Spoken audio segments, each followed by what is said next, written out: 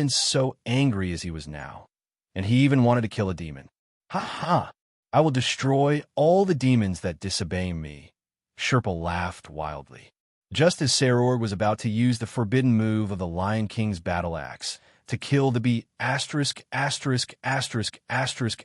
D in front of him, a white-haired old man in a black suit stood between him and Sherpa. He didn't notice how the old man appeared. Sherpa's expression became solemn. He didn't think that someone who could appear without any warning would be an ordinary person. Who are you? Since you are the culprit, there is no need for you to exist. I want you dead, old man. What Sherpa can't stand the most now is being looked down upon. He is the descendant of the true Demon King, and no one can look down upon him. In a rage, he fired magic at Sebastian. Sebastian dispelled his magic with a punch, and then disappeared before his eyes.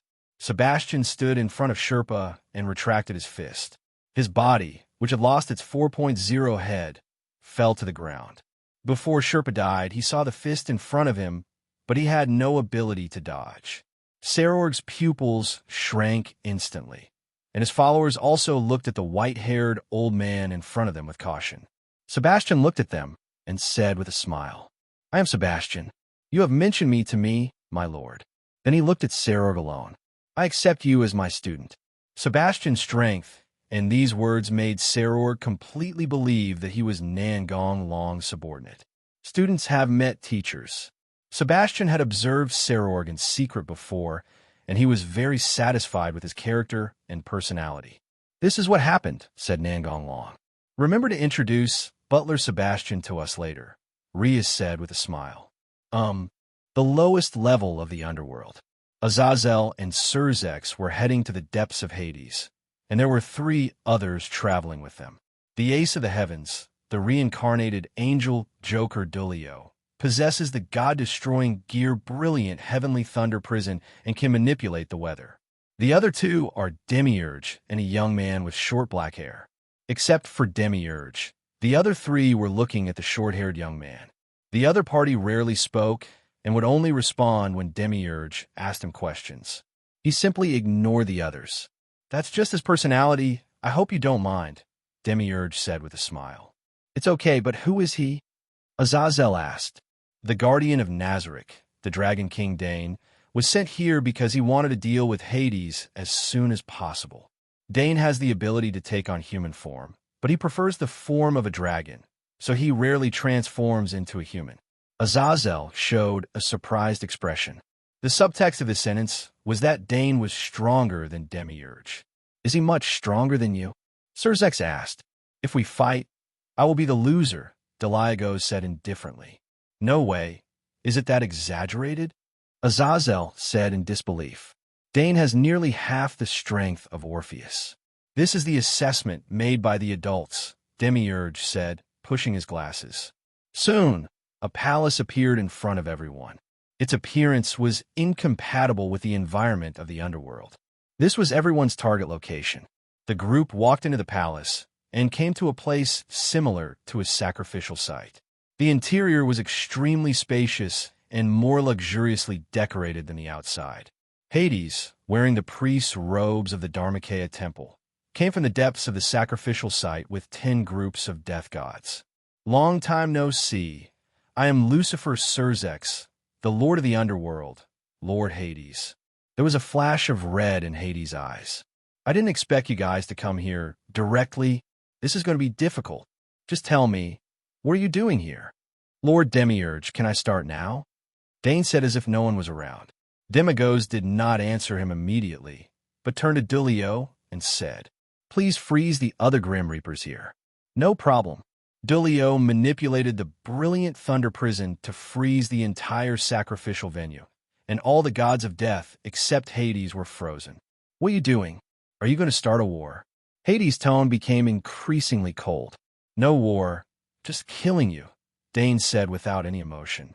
Demiurge gestured to the other 3 to retreat, and at the same time used magic to move the frozen Grim Reaper to the vicinity of the sacrifice site to avoid interfering with Dane's battle.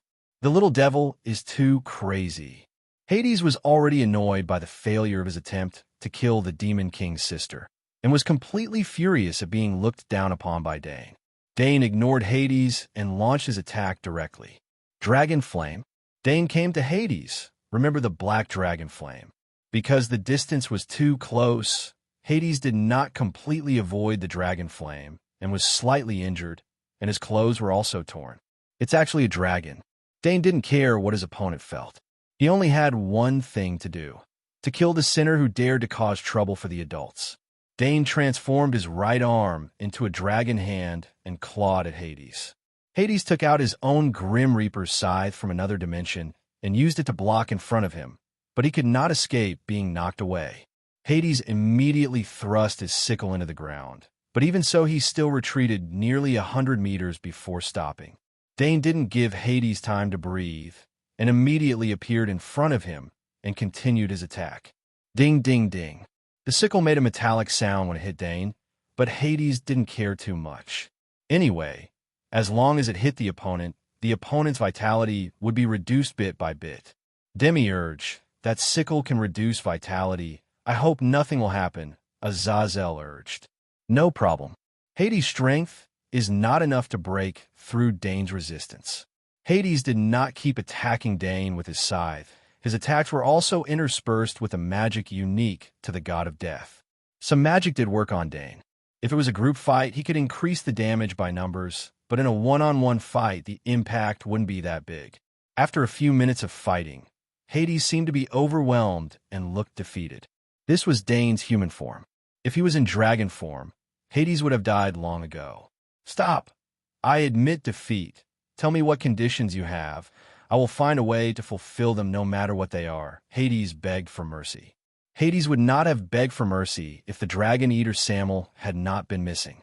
Hades was just planning to go to the upper level of the underworld where the demons lived. He had lost contact with Samuel not long ago, and in order to find out the reason, he planned to take his men to the upper level to investigate and cause some trouble for the demons. Hades had never considered the possibility that Samuel would be defeated by the Dragon Emperor. Dane ignored him and attacked more fiercely. Hades' bones can no longer bear it. I promise not to meddle with the devil's affairs anymore. Bang! I agree to sign a peace agreement. Azazel, please make him stop. Seeing that Dane was unmoved, Hades had no choice but to place his hope on Azazel, who had been working hard for peace, but unfortunately he was destined to be disappointed. Azazel shrugged at him, looking helpless. Kr.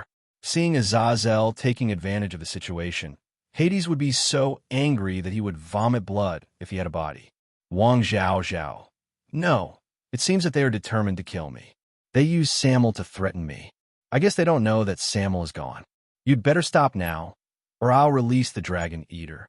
Hey, then summon them quickly, and don't show any mercy. Azazel's smile was full of amusement.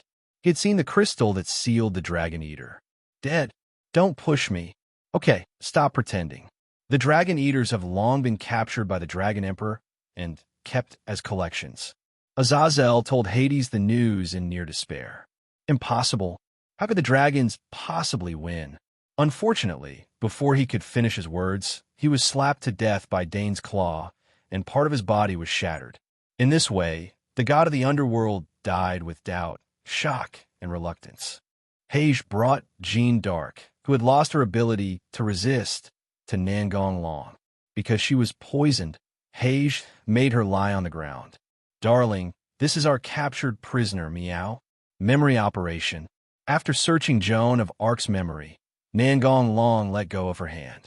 Joan of Arc, who was already injured, fainted. Rias, I have to go to the underworld. I'll leave this place to you. Good. Hades. After killing Hades, Demiurge and the others waited here for Nangong Long to arrive. Meet the adults. Seeing Nangong Long appear, Demiurge and Dane spoke immediately. Nangong Long took a look at Hades' body. Well done. It is my honor to share your worries, sir. Dane smiled. After seeing the Dragon Emperor finish speaking, Azazel 617 asked. Demiurge asked if you have any plans. Do you need our help? Nangong Long thought for a moment and said, if my idea is to succeed, you will need to put on a show. No problem. Just tell me if you have any requests, said Surzex. Wait a minute. Let me do a test first. Nangong Long walked to Hades' corpse and used his special skill, Undead Adjutant Creation. Originally, this skill did not require a corpse as material, but the adjutant created in this way was only level 90 and could not impersonate Hades. Nangong Long felt that using Hades' corpse as material to activate his skills might yield unexpected gains, and even if he failed, he wouldn't lose anything. Black flames emerged from Hades' body, and his originally broken body gathered together again and returned to normal.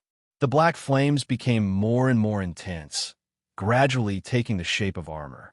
Under the shocked gazes of Azazel and the other two, Hades stood up again. Greetings, Your Excellency. Take off the helmet. Yes. The appearance of the skeleton of the materialized god of death is exactly the same as Hades, and its power is no weaker than Hades when he was alive. Seeing this, Nangong Long nodded with satisfaction. From now on, you are Hades, the god of the underworld, and you are in charge of the underworld. Yes. How did you do that? The shocked expression on Azazel's face had not yet disappeared. This is my special ability. I created the Grim Reaper. Surzex should know this. I did see the Grim Reaper #1 that you sent to protect Hamijima Aquino, but even so, I was still surprised. Let's not talk about this for now. Demiurge gave Hades the same clothes as before. Yes, Nangong long believed that with Demiurge's wisdom, even if he had not been given an order, he would still search the palace and find enough information to be fully prepared. He took off his armor, put on the clothes given to him by Demiurge, and then put on the mitre, incarnating the god of death as Hades, the new god of the underworld. Does he have Hades' memories? Azazel reminded. So there's only one step left. Nangong long teleported to the front of several frozen top-level death gods, searched their memories, sorted them out, and passed them to the materialized death gods. That's good. This world also has magic that can explore other people's memories. So Azazel and the others quickly understood Nangong Long's approach, but they were still a little surprised. After all, their magic was not as convenient as Nangong Long's. All that's left is to put on a show for the other death gods. I understand. It's just acting. It's no big deal, said Azazel. Then I'll leave first, Nangong Long said with a smile. Azazel and his companions staged a negotiation, and Hades had to stalemate with them because of the situation, because at this time the god of death outside came to report that Vahe and his companions were making a big fuss in the underworld. After leaving, Nangong Long did not return to Lilith, the capital of the underworld, but went to another place. It's really embarrassing. He's still so embarrassed, even though he has 3 upper-level god-destroying tools. Isn't this Lord Indra? Your men have reached their limit and can no longer fight. So what are your plans next?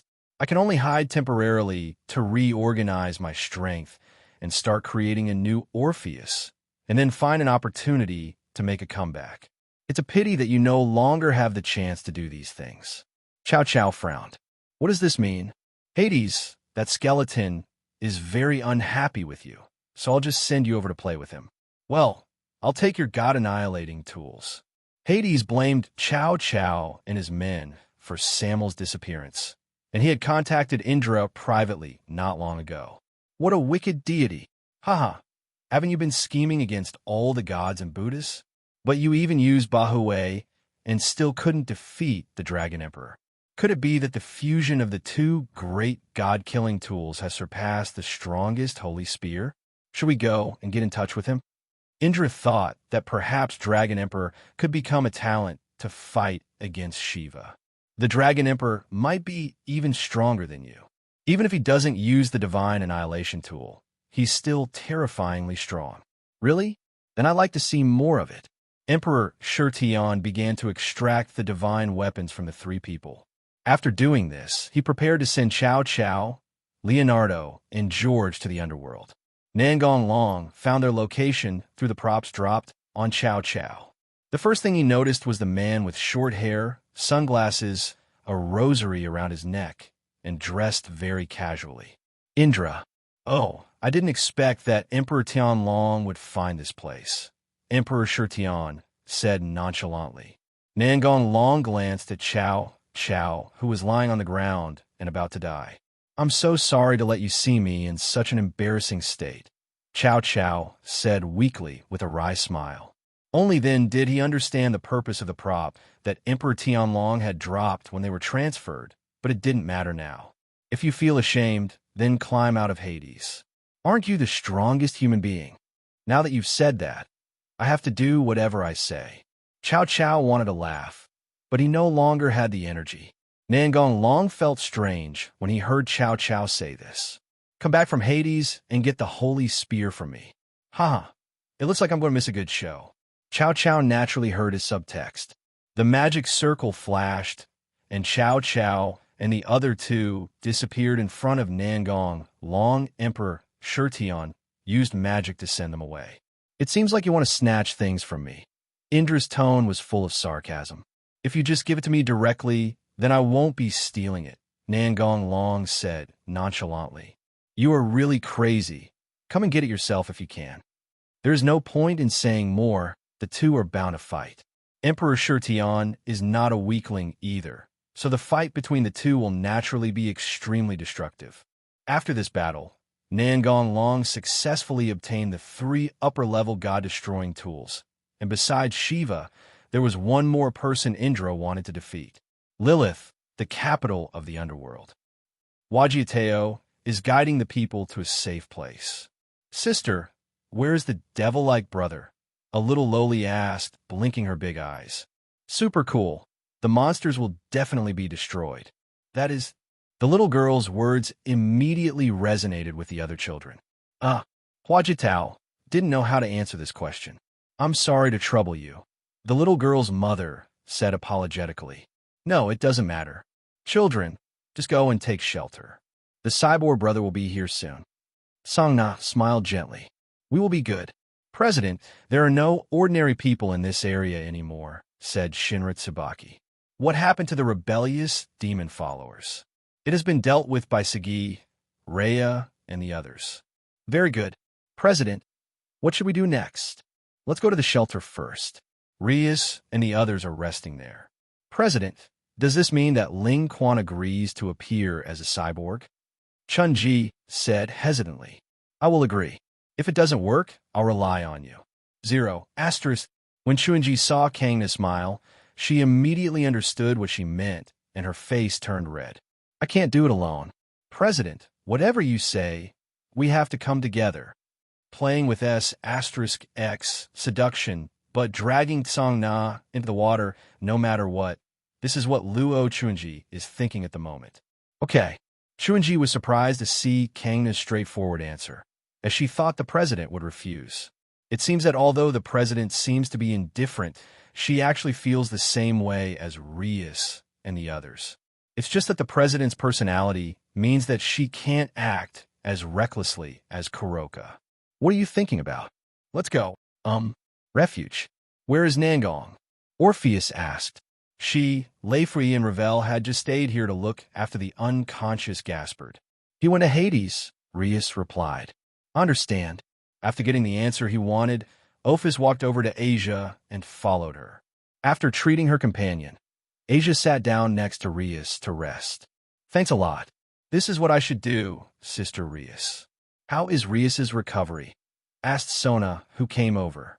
That's about it. Sangna, tell me about the current situation. The super beast demon that threatened the capital has been dealt with by Darling. What remains are the small monsters outside the city and the rebellious demons causing chaos inside the city. It is only a matter of time before the capital returns to normal. Where are the other beast demons? The top leaders of the underworld have sent Champion Daihauser and other top demons to deal with it. Other forces that have signed peace agreements have also sent strong reinforcements. By the way, I heard that the General of the Monsters, Yasaka, is here too. Oh, I really want to meet you if there's a chance, Rhea said with a smile. It's probably impossible this time. Everyone is so busy. That's right. Reyes, did Darling say when he will be back? Not sure. Darling said he wanted to meet Indra. Oh, Sona's calm reaction made Reyes curious. Aren't you surprised at all? It's okay. It was a little unexpected, but Darling won't suffer any loss. Indeed, Reyes nodded. As soon as Nangong Long returned to the capital, Lilith went to the shelter and briefly told Lias and the others what happened. After that, he was pulled aside by Tsang Na. Nangong Long was a little curious about what Tsang Na wanted to say to him. Chun-Ji, with shyness in her eyes and blushing cheeks, followed them silently. Although Reyes and the others were a little suspicious, they did not follow. Tsang Na expressed the child's wish, asking him to transform into a devil-like human to fight the monster. Nangong Long thought about it and just wanted to agree, but he heard Tsang Na say something about benefits. It turned out that she mistook Nangong Long's contemplation as his unwillingness. That's it. Kangna's face was flushed, her head was faintly emitting heat, and her eyes were wandering. Chun-Ji, who was standing next to her, was in almost the same state. Nangong Long pulled the two of them in his arms and whispered 790 in their ears. I'm really looking forward to it. After saying that, Nangong Long left the two people with red faces and steaming eyes and went out of the city. When Rhea saw Nangong Long leave, she walked over to Tsang Na. What did you say? Why are your faces so red? Tsang Na pretended nothing happened. Nothing. Rhea was speechless. This didn't seem like a big deal, but she didn't ask any further. Nangong Long found a deserted place and transformed into a mechanical form. Of course, he did not forget to wear a metal mask. With his participation, the monsters outside the city were quickly cleared. Then he returned to the city to suppress the demon followers and the old Demon King faction, who took advantage of the chaos to rebel. The old Demon King faction is like a stubborn disease, and there is still a long way to go to cure it. Whenever there is a crisis in the underworld, they will come out to cause trouble, and when they see that things are hopeless, they will immediately retreat. This is not the main reason. The most difficult thing is that there is no way to know how many people are lurking and supporting the old Demon King. Maybe there are some among the high-ranking demons, but they just don't show themselves easily. Moreover, the underworld is really too big, and it would be difficult to find them if they really wanted to hide. Thank you, Brother Cyborg. Can you sign an autograph for me? Nangong Long looked at the half-grown lowly he had just rescued with some amusement. How old was she yet she already wanted an autograph? Lowly searched for a long time on herself before she realized that she didn't have a pen at all. Her cute little face couldn't help but frown. Thank you for saving my daughter. A beautiful wife ran over and expressed gratitude. Fine. Nangong Long squatted down and rubbed the little lowly's hair and said, There's no paper here. Can I sign on your clothes? The little girl was happy at first, but then she became depressed again and said with a pout, I don't have a pen. You can sign without a pen, but I don't know if you'd be willing to part with your pretty skirt. The little girl immediately nodded happily. Willing to give up, willing to give up. Sign here, the little lowly said, puffing out her flat chest. Nangong Long smiled and nodded, concentrated his magic power on his fingertips, and wrote the 5 words, Devil Transformer, on the little Lolita's skirt. Thank you, brother. Let me take you to the shelter, Nangong Long said as he stood up and looked at the beautiful wife. The demons causing chaos in the city had been almost dealt with, so he just happened to give them a ride. Thank you very much, the wife thanked again. The little girl pulled Nangong Long's hand with anticipation in her eyes. Brother, can you let me see what you look like under the mask? Before Nangong Long could say anything, the wife's face turned extremely pale. In her opinion, this was a taboo topic, so she immediately said to the little Lolita sternly, Don't make such excessive demands. The little girl didn't understand what was wrong with her mother. She pouted her aggrieved mouth as if she was about to cry. I'm sorry. The child is ignorant. Nangong Long raised his hand to stop the housewife who wanted to bow and apologize. It's okay. You don't need to be so nervous. It's not a serious matter. Nangong Long squatted down again, took off the metal mask, looked at little Mary and smiled. Let's just keep it a secret between the two of us. So handsome. The wife naturally noticed his appearance as well. Big brother's just as I thought. A handsome guy, he... The little girl burst into laughter. What if I'm not handsome? Will you dislike me? The little lowly shook her head and said firmly, Big brother is the most handsome in my heart. Little devil. So gentle. The wife couldn't help thinking of this when watching Nangong Long coaxing the little lowly. When they saw Nangong Long appear with the little lowly in his arms, Rias and the others showed surprised expressions. Finally, under the reluctant gaze of the little lowly, Nangong Long and Rias left together, as they had other things to deal with. Hage jumped onto the back of Nangong Long, who had just been demechanized, and said loudly, I have decided that I want to have a daughter. Why do you suddenly have this idea? Meow meow. I just saw that Darling likes little girls very much, so I want to have a girl, meow, huh? Oh, that's my idea. If Darling likes it, I'm willing to have any number of children. Akino chuckled with her hands covering her mouth. You guys have been ignoring me more and more lately, Rias said angrily. I remember that Darling likes girls, Zenobia said to herself. Hey. I want to have Long Sang's baby too. The girls started making noise again, but Nangong Long just smiled and didn't try to stop them. After all, he had been tense all the time, so it would be good to relax for a while. Hua Jidao and a few others who were walking behind started whispering to each other. The president and the others have already started talking about having children, so we have to hurry up. But what should we do? We can't just go and live with Nangong's family. The key is that I don't think my parents would agree said Kusashita Rhea with a frown. That's right, Nimura Yuriko echoed. Just tell me what you have in mind, Tiaozi, said Yura Iosa. Don't keep us in suspense. We are allies, the patrol officer urged. Huajitao asked everyone to gather together and whispered, We do this, and then do this. After hearing her words, the girls' faces turned red. Is that okay? 2H. What are you doing? Hurry up and catch up, Jinlua Chunji shouted when she saw Hua Jiatao and the others falling behind. No. Let's find another time to discuss it, Hua Jiatao said.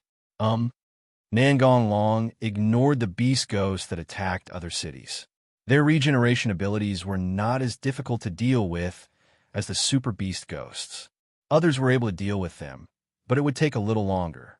What's more, he didn't have coordinates for every city, so he could transfer there immediately. The underworld was so vast that it would take some time even if he wanted to fly there. One day later, the 12 beast ghosts scattered across the underworld were gradually eliminated, and the underworld crisis was finally over. The demons in charge of managing each town immediately began restoration work and rebuilt the destroyed buildings. The construction speed in the underworld is very fast, and I believe it won't be long before it returns to normal. After this battle, the old Demon King faction was completely leaderless, and the hero faction basically became a mess, continuing to act according to their own special sense of justice. Nangonglong's palace in the underworld demiurge territory. The girls all slept on one bed, but they were not as noisy as usual.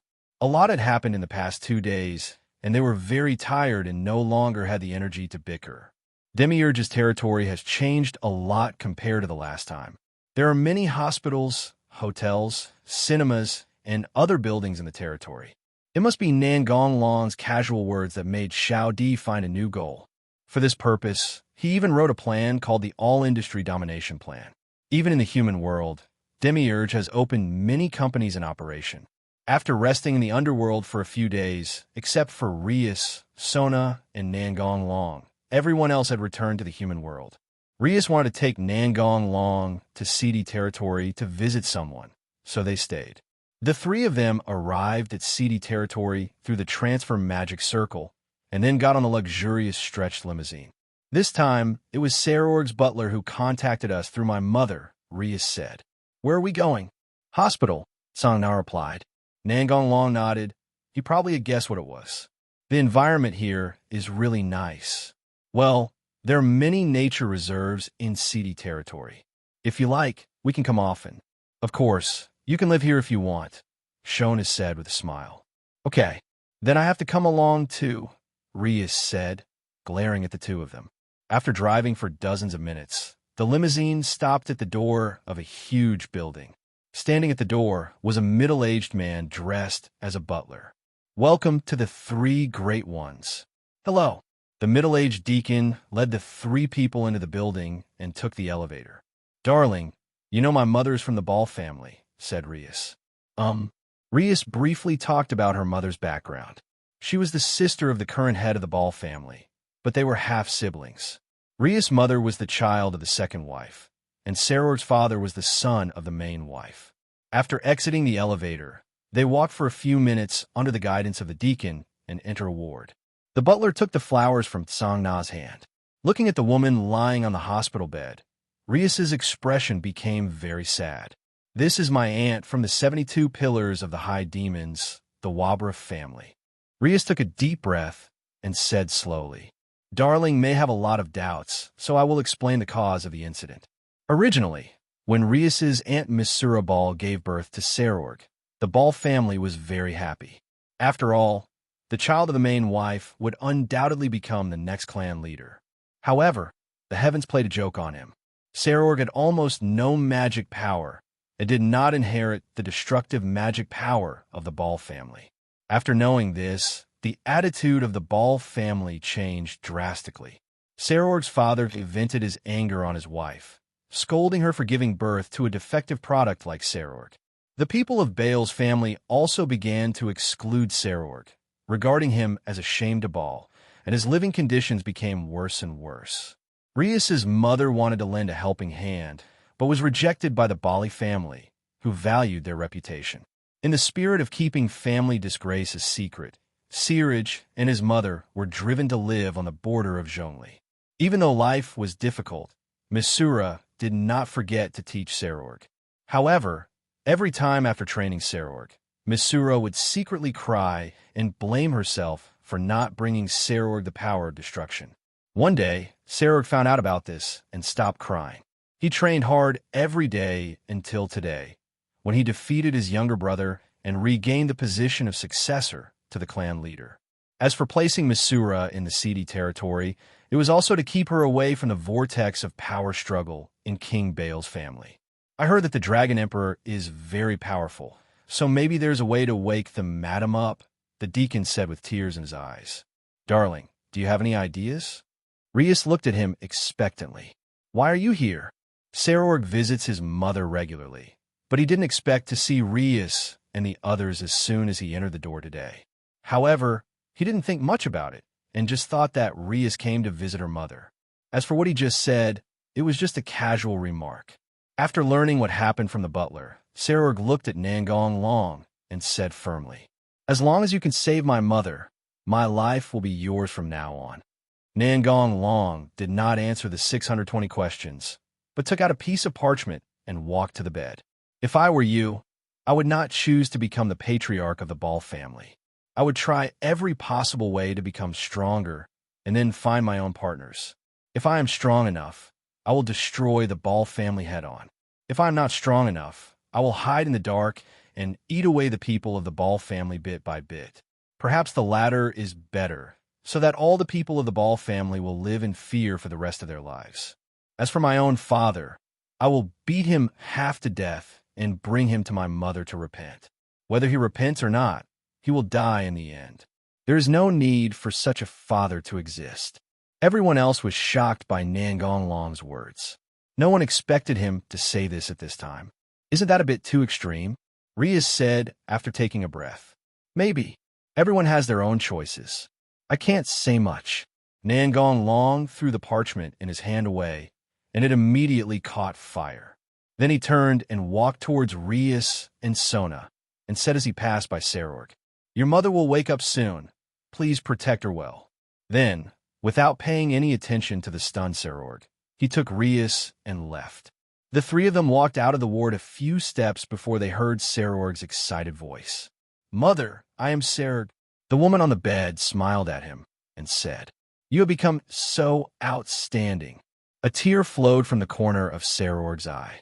On the way back, Rias asked a question. "Hey, what would you do if I gave birth to a child who didn't inherit any of your talents?" Nangong Long rubbed her hair and said with a smile, "Of course I treat them the same way. I won't do those boring things." "That's right." Rias hugged his arms and smiled sweetly. Not to be outdone, Sangna hugged his arm on the other side.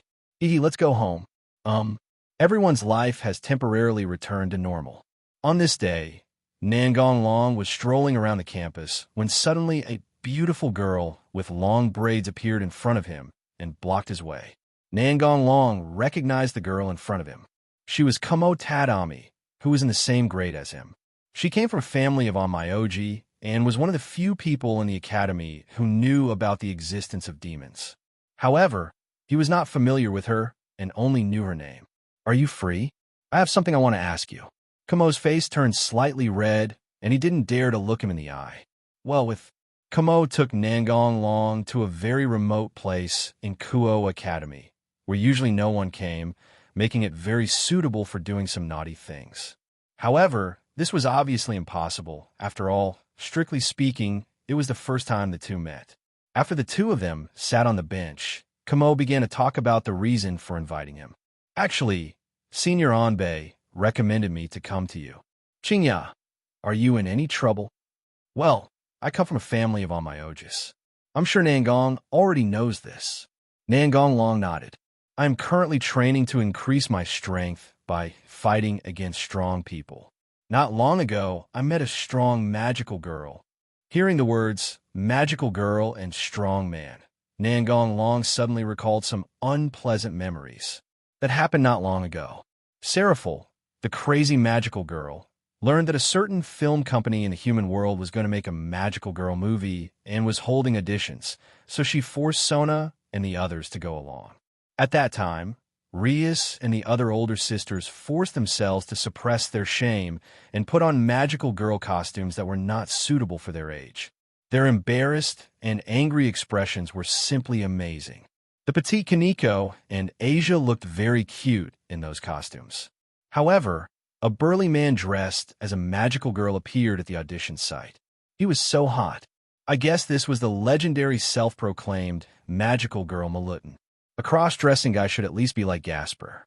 In the end, the auditions were canceled due to a terrorist attack, and Rias and the others breathed a sigh of relief. If they had been selected, it would have definitely become a dark history that they would never forget. I don't understand why he is so strong, even though he is just an ordinary person. I asked Senior and Bay, but she didn't know either. She told me that Nangong might know, so I came here. Nangong Long smiled bitterly and said, "Not counting his body, his mind is already a pervert. If I have to say, it should be the power of otaku. Please tell me the power of otaku." Nangong, Kumo said with a serious expression. All right. On the other side, Kitty walked into the Mystery Research Club with a gloomy face, and everyone was frightened by her expression. Kitten, what happened? Rias asked first. President, I just saw my seniors chatting happily with girls from other classes. Clang. The tray in Akino's hand fell to the ground. Her expression became stiff, and the other girls were also stunned. Rias said in a somewhat unnatural voice, Who is that girl? Senior, the same grade. The kitten told her everything she had just seen. This is cheating. It would be fine if I got pregnant. Zenobia muttered. Why don't we go take a look? Ravel suggested. The girls took Ravel's advice and followed Kaneko out together. Kiba and Gasper also followed to join the fun. You seem to be having a great time chatting, Irina said through gritted teeth. It seems like they're talking about comics or something, said Akino, who understood lip reading. Really? We're talking about hobbies again, Rias said unhappily. Ravel was counting on her fingers, as if trying to figure out where she would rank. I didn't expect that the ability to completely hide my aura that I developed in order to do naughty things with Darling would come in handy here, Akino said. Could it be that Long San is tired of us, Sister Rias? Asia said with tears in her eyes. Can you take me to see what you were talking about? Kumo asked. Yes. Great. How about this weekend? Kumo said happily. See you tomorrow, Nangong. Oh, by the way, we haven't exchanged contact information yet. Nangong Long handed the phone to her directly. Just save your phone number in it. Oh, okay. Kumo was stunned for a moment, then took the phone after he realized what was happening. Night. Rias and the others gathered in a room to hold a combat meeting and discuss the tracking plan for tomorrow. The next day, Nangong Long went out and headed for the place he had agreed to meet with Kumo. As for the girls following him, he naturally noticed them, but he didn't expose them because they would understand it soon anyway. Nangong Long arrived at the restaurant early, and Jama showed up a while later. The two of them ate a little and chatted for a while before going shopping. The two of them went to stores related to anime, comics, etc. Akino, who could read lips, gradually became confused about whether to laugh or cry. What's wrong with you? What do they say again? Okay, Zhao. Rias asked puzzled. Boss, we may have made a mistake. Darling is not cheating at all. What? The other girls also turned their attention to Akino. It seems that Kumo-san needs Darling's help with something. And do you think it's appropriate to go to these places on a date with a girl? That's right. President, they're going to move to another place, Zenobia reminded. Follow. Rias and the others followed the two to a secluded spot in the park. Huh, isn't that Malutin? Irina said, looking at the person standing opposite Kumo. I'm here for revenge, Malutin, Kumo shouted. Girls, you look at me, and I look at you, and I don't know what to say for a moment. Let's go out. He has found us. Rossweiss noticed that Nangong Long smiled at the place where they were hiding. Darling, how did you find us? Junai asked puzzledly, even though he had clearly hidden his aura completely. Hearing and intuition, you have been staring at me, Nangong Long said with a smile while looking at the girls. DS, what's going on? Rias asked. Kumo asked me. Nangong Long briefly explained the process of the incident. I see. That's not magic at all. While shouting this, Kamo threw an On-My-OG's talisman at Marutan, from which flames, lightning, ice cubes appeared, but they were all crushed by Marutan's fists. Marutan's magic is to strengthen the body's strength. Don't talk nonsense. That's just pure fighting skills, Kamo shouted angrily. It's magic, girl. Seeing this scene, Ravel covered her forehead with her hands, looking speechless. In the end, Kamo still lost the duel, and this result was expected. After all, Kamo only went to understand Malutin's hobby, which was the source of her strength, in her words. Her own strength did not improve, so it was reasonable for her to lose. After the fight, Jia Mao walked up to Nangong Long. Thank you for your guidance today. If possible, can I ask you out again?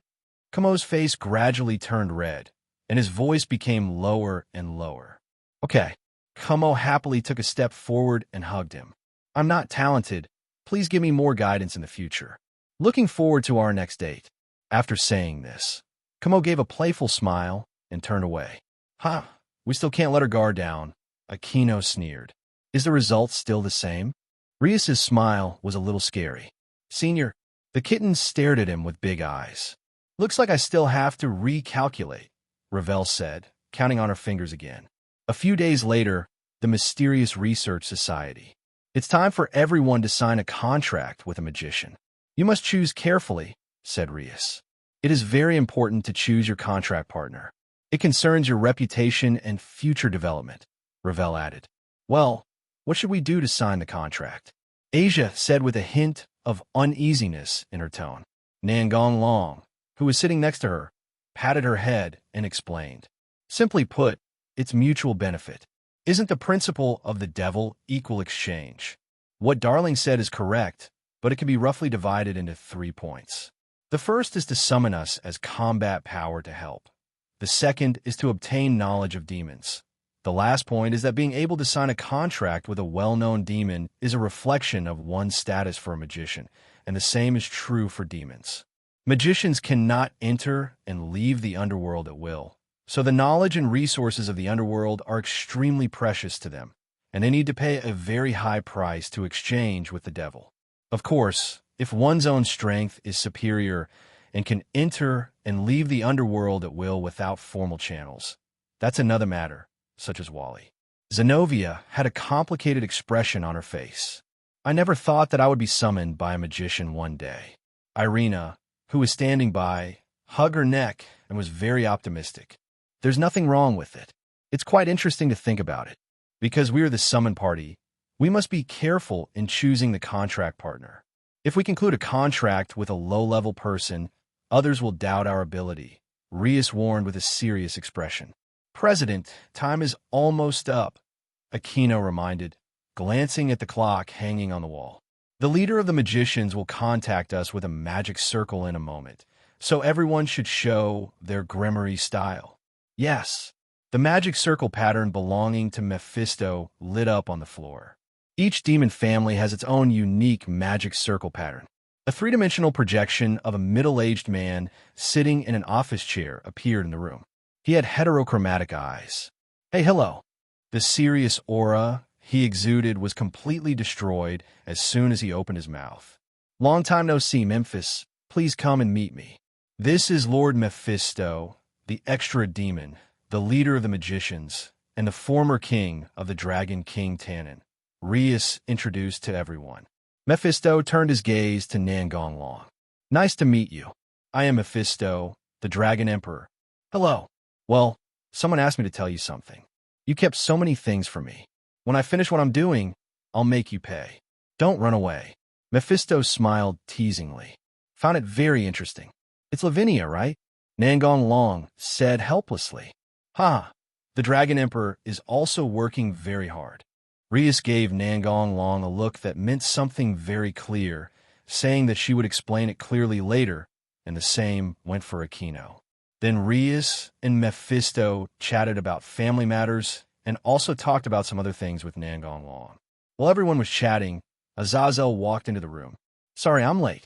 Hey, isn't this Mephisto? Long time no see, Azazel. A chance to have a drink together. Azazel and Mephisto are old friends. Mephisto has always been active in a human world, so Azazel often interacts with him privately, helping each other or something like that.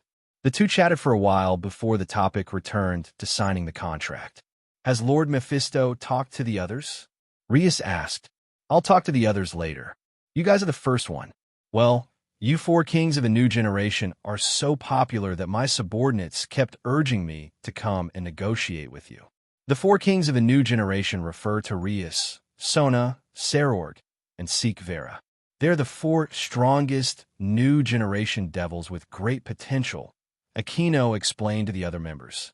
Mephisto sent over a large pile of materials containing the magician's information from the magic circle. These are the first batch of magicians who applied. There will be more to come. Just pick the ones you like. That's a lot. Asia opened her eyes wide and showed a cute expression. Asia, you must choose carefully. If some weird guy signs a contract with you, I might just go over and destroy him humanely, said Nangong Long while rubbing her blonde hair. Well, I'll choose carefully, Asia replied with a blushing face. I'll help, Ravel said from the side.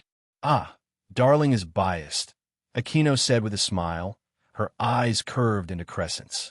You too, don't sign any weird guys. I know. Aquino winked playfully. Please rest assured that the ones given to you have been strictly selected. Their identities and backgrounds have been checked very clearly, and those with bad intentions have been eliminated directly, Mephisto said. Just try your best to pick out the excellent magicians from this pile of documents. After all, most of them are just miscellaneous soldiers, Azazel said jokingly. Don't let the miscellaneous soldiers in there, Nangong Long complained. Well, choosing the right magician is also a necessary skill for a devil. Darling, Lord Mephisto is right. This is a test of our eyesight and can also be considered a form of practice, Rias said with full momentum. By the way, how are the negotiations going over there?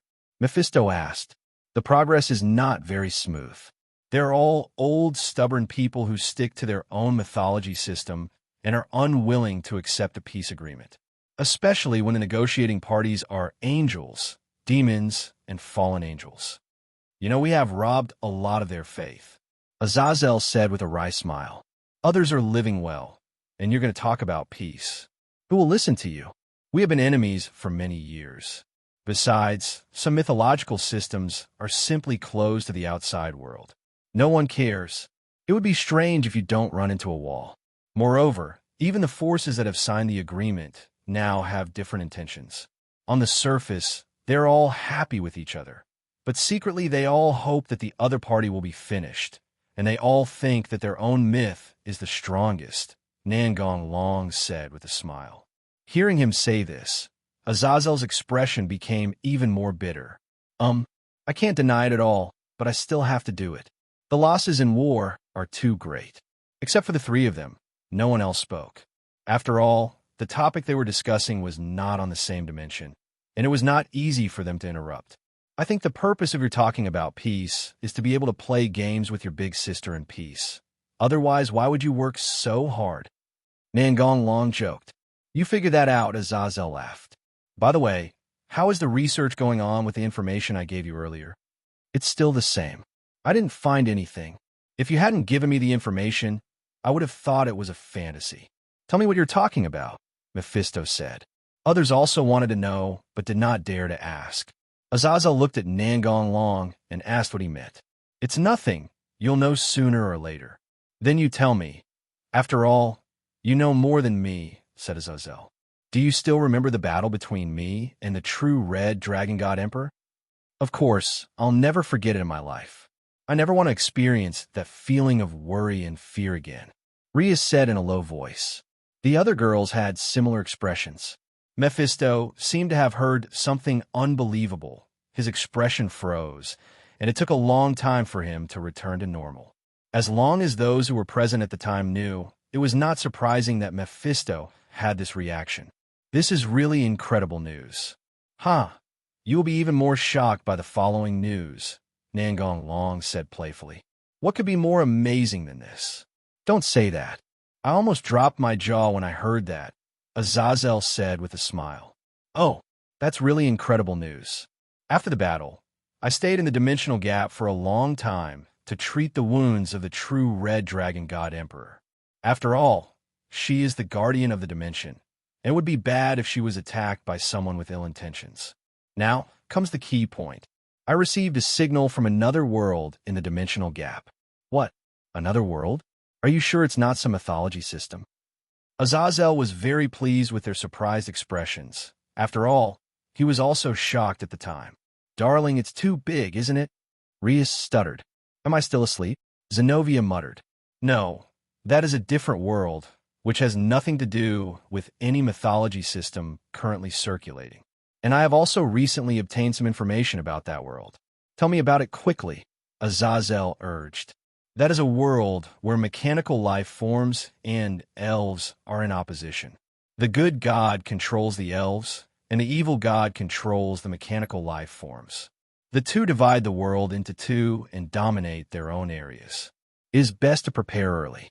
It is only a matter of time before the two worlds are connected. Moreover, I'm not the only one exploring the other world. There are others as well. They are unscrupulous when exploring.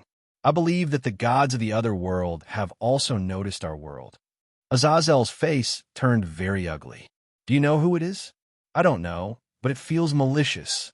Nangonglong knew that it was Li Zevim, but now is not the time to say it.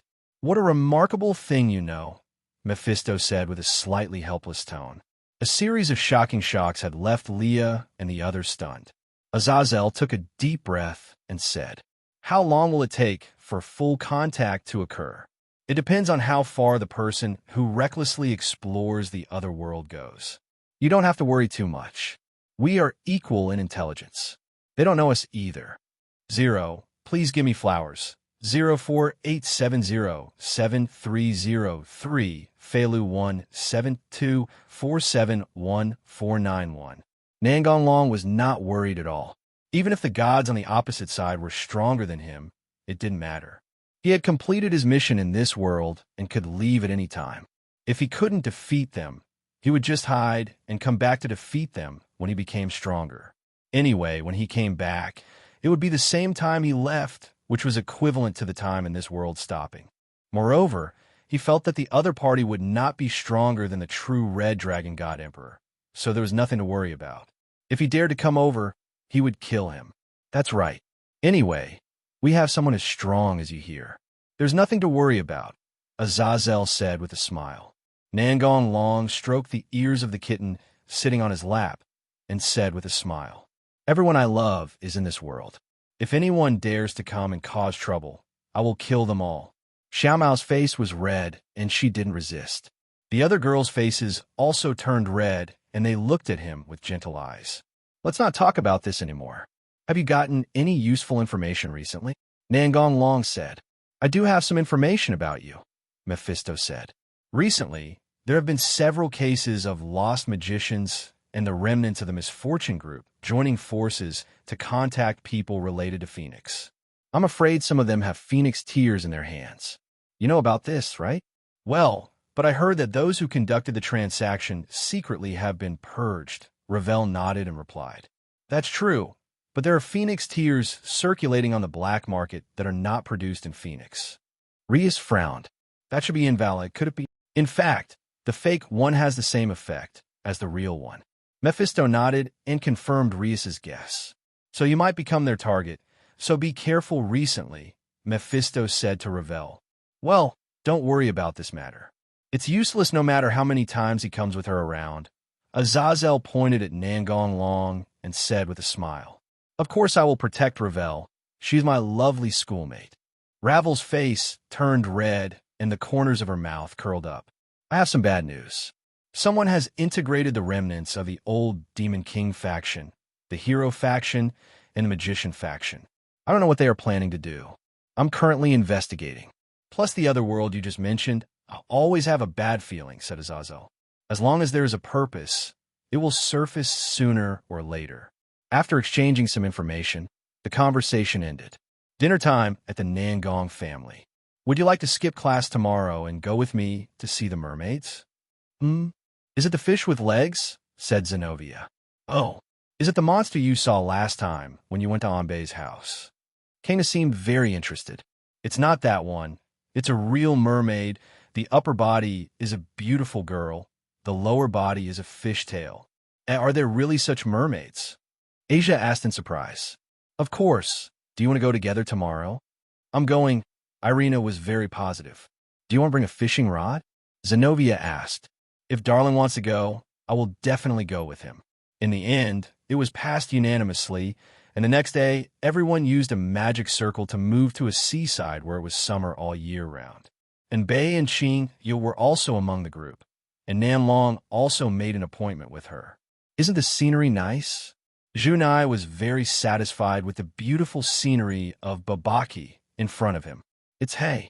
Irina seemed particularly excited. It's nice to come to the beach occasionally.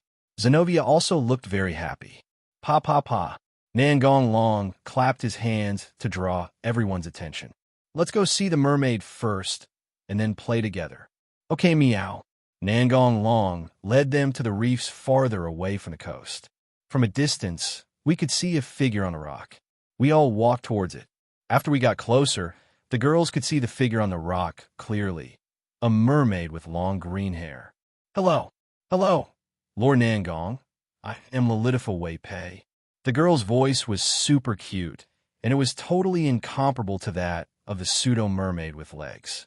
Yesterday, I was thinking that it might be someone from the superior demon Wei Pei family, but I find it hard to believe it myself. After all, the Wei Pei family has been extinct, said Song Na. Lilitha is the last descendant of the Wei Pei family. Ever since I saw the mermaid with long legs at Qingya's house last time, I asked Demiurge to find a real mermaid. Mermaids with long legs are absolutely intolerable. You should be allowed to see it every day, Qingya said with a wicked smile. Rias and the others were also laughing. Really, it's amazing that you could find it. Although the extinct demon family may still have descendants, it is completely unpredictable where they live. Rias was speechless. Good luck, Willful. Lilitha put her hands on her chest and twisted her fingers around her chest, looking quite shy. Then, does Lord Nangong really want to take me in? Nangong Long rubbed her hair and said with a smile, Of course, I will deal with the guy who threatens you. What's going on? Song Na frowned. Well, actually recently there was a terrifying person who threatened me and wanted to force me to be his servant. I didn't want to go. Yesterday, 10 devils wearing suits and glasses told me to wait for Lord Nangwan here today. Demiurge, Tsubaki guessed.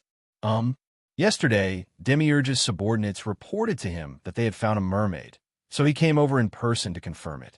After all, he didn't want to make any mistakes. Suddenly, a black fog appeared around them, along with a fishy smell. Hage and Xiaomao couldn't help but pinch their noses. It's them. Lilitha was shaking with fear. Nangong Long touched her head and said, Don't be afraid. I'm here. Lilitha blushed and nodded. On the other side of the fog was a suspiciously large sailing ship. I won't let you get away this time. Mermaid from the Wei Pei family, shouted a guy with a strange fish face standing on the bow. Seeing the magic circle carved on the other ship, Aquino whispered in Rias's ear. A member of the Fornius family, a high-ranking demon. This is the territory of the Fornius family. Who are you to dare to act so presumptuously in front of my gulag? Captain, this magic power is that of a high-level demon. Red hair, you are from the Gremory family. Hello, I'm Rias Gremory. Rias, there's no need to talk to him so much. Rias smiled and said nothing. She knew that Fornius was in trouble. Then Nangong Long turned his gaze to Gulag and said calmly, Get out of here right now, while I'm in a good mood. Dr. The people next to Gulag immediately stopped him and prevented him from continuing. What are you doing, rebelling? Gulag asked angrily. Captain, the man standing next to Rias must be the Heavenly Dragon Emperor. Rumor has it that even the Demon King has to give him face. Don't mess with him. How about we retreat first? The reminder from his followers made Gulag even more angry. What was there to be afraid of about rumors? Those rumors were probably all fake. He was one of the 72 pillars, a high-ranking demon. How could he leave in disgrace just because of someone else's words? How could he save his dignity? Get out of the way and save yourself from embarrassment. Hand over the mermaid, quickly. I want to take her in as my follower today. Gulag's eyes showed an obscene light. Lilitha hid behind Nangong Long in fear. Just as Nangong Long was about to take action, a column of water rose from the sea, and a middle-aged man dressed strangely fell onto the reef. No fighting at sea, Poseidon shouted, waving his trident. Poseidon, this is none of your business. Just do what you need to do. Poseidon's pupils shrank instantly. Ouch! Why didn't I see who was coming out? I quickly ran away. Poseidon and Nangong Long met once in the underworld hotel, but they didn't talk much. Zeus told him privately not to mess with the Dragon Emperor, or he would die miserably. Poseidon didn't care. He was a god after all.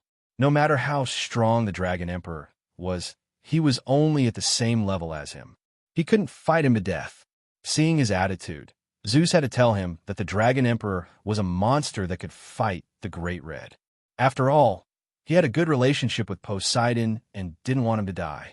Only after Zeus repeatedly assured him that he had seen it with his own eyes did Poseidon believe him and put the Dragon Emperor at the top of the list of people who should not be provoked.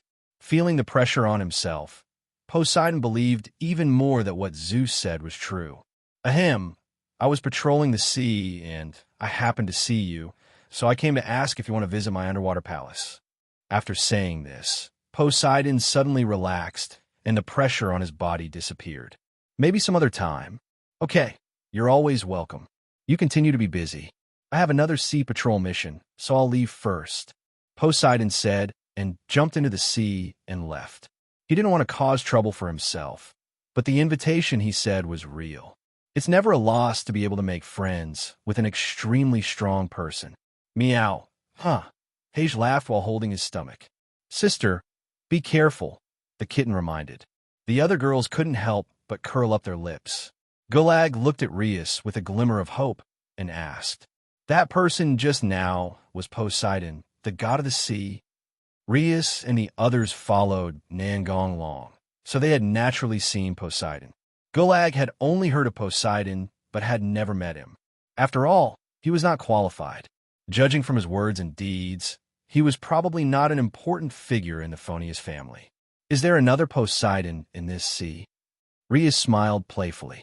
No matter how arrogant Gulag was, he knew he had hit a wall. Even the gods were so polite. He didn't think he was stronger than the gods, but he still wanted to fight for the mermaid. After all, he had been coveting her for a long time. Change your attitude. Negotiate with him politely. At most you have to pay some price. It should be fine. After all, I have a family behind me. They won't tear their faces with me just for a mermaid, Gulag thought self-righteously. Ahem, I'm so sorry for offending you just now. I hope you don't mind. I really want to take the mermaid from the Weipei family as my family. What's more, I was the one who set my eyes on her first. You can't just take her away by force. You have to be reasonable. Of course, I won't let you come here in vain. Just tell me what conditions you have. As long as I can do it, there is no problem. Lilitha unconsciously increased the strength of her grip on Nangong Long's arm, for she was afraid that she would be handed over. It seems like you don't want to leave. Nangong Long raised his right hand, and a magic circle appeared on it, with a dark aura floating above it. Feeling the breath from above, Gulag couldn't help but break out in a cold sweat. Don't do it. I'm leaving now. Turn the boat around and leave now, Gulag yelled to his followers. After hearing his shout, the family members came to their senses and quickly directed others to man the boat to leave the village. Nangong Long only directed his aura towards Gulag and his group, so Rias and the others didn't feel anything. Looking at Gulag and his group going away, Nangong Long showed an ambiguous smile. He would not let them go out of kindness. He just didn't want to scare Lilitha. As for the other girls, they were already accustomed to his style of doing things, so it was not a big problem. Thank you. Lilitha blushed and looked shy. Let's play together. Nangong Long and his group returned to where they first came. Darling, swimsuit. Nangong Long took out the swimsuits that Aquino and the others had left with him from the storage space. The girls put on various swimsuits. What a beautiful mermaid. Yes, so magical.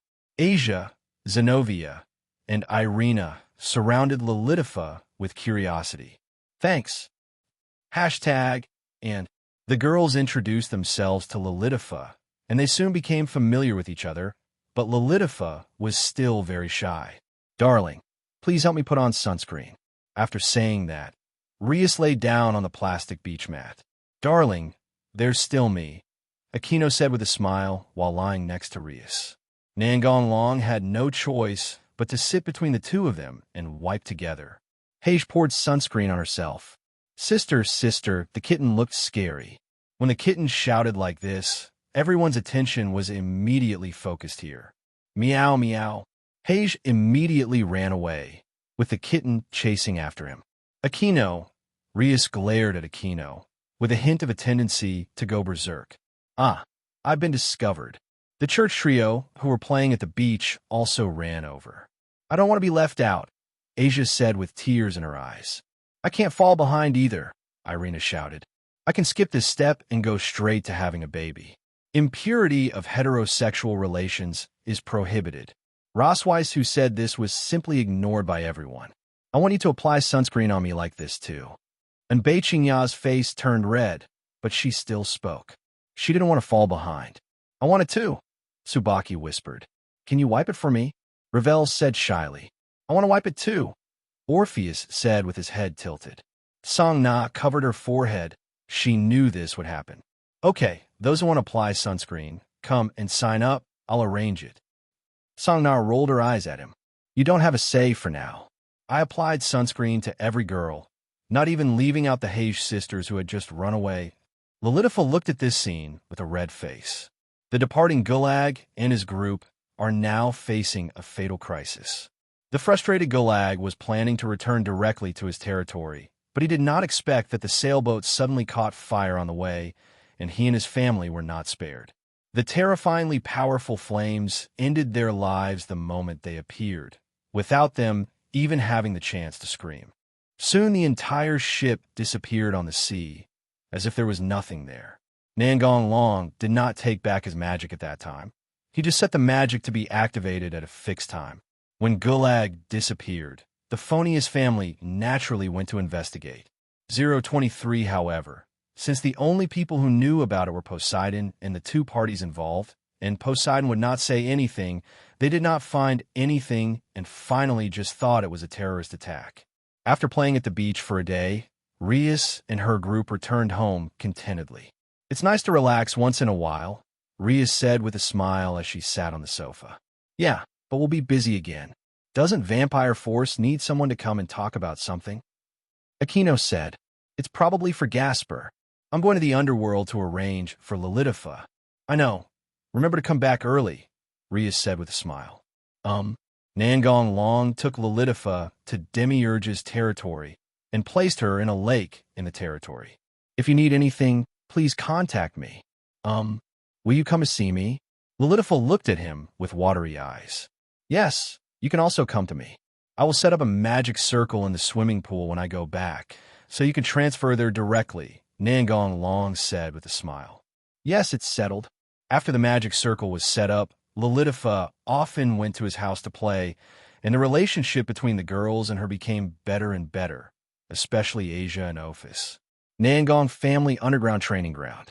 Kiba is practicing with Gasper on how to manipulate his divine weapon, while he is also studying the use of his newly acquired magic sword. Zenobia and Irina are fighting each other to improve their swordsmanship. Asia is learning summoning magic from Rossweiss, with Leafy helping her. Kuroka is training her sister Kaneko to learn Nakomida's unique moves. Rias is with Aquino, and I don't know what special moves they are studying. Songna's followers were also training here. The underground training ground was very large and divided into more than a dozen areas. Each area had a barrier that was equivalent to an independent space, so each group had its own area. Nangon Long was wandering around in each area. Gasper, don't be so tense. Try to relax. Okay, senior. Gasper sat on the ground and tried to calm himself down. You're here. Kiba relaxed his frown, opened the magic sword in his hand, and greeted with a smile. Nangon Long nodded in response. The magic sword cannot be controlled in one go, so don't be too anxious. Kiba smiled bitterly. I know that too. Just do your best. Don't use it carelessly before you get the hang of it. If you can't control the magic sword, you'll get hurt too. Yeah, I guess Siegfried didn't plan on living a long life, Kiba said with some emotion. Siegfried? That's also one of the dark sides of the church. Nangong Long thought for a moment and then said, You could try to wrap the magic sword with the holy magic sword you created. Kiba's eyes lit up, and after saying thank you, he began to experiment. When he entered the state, Nangong Long went to the next area. Darling, you're here. Irina stopped practicing and walked over. Come and see how you guys are doing.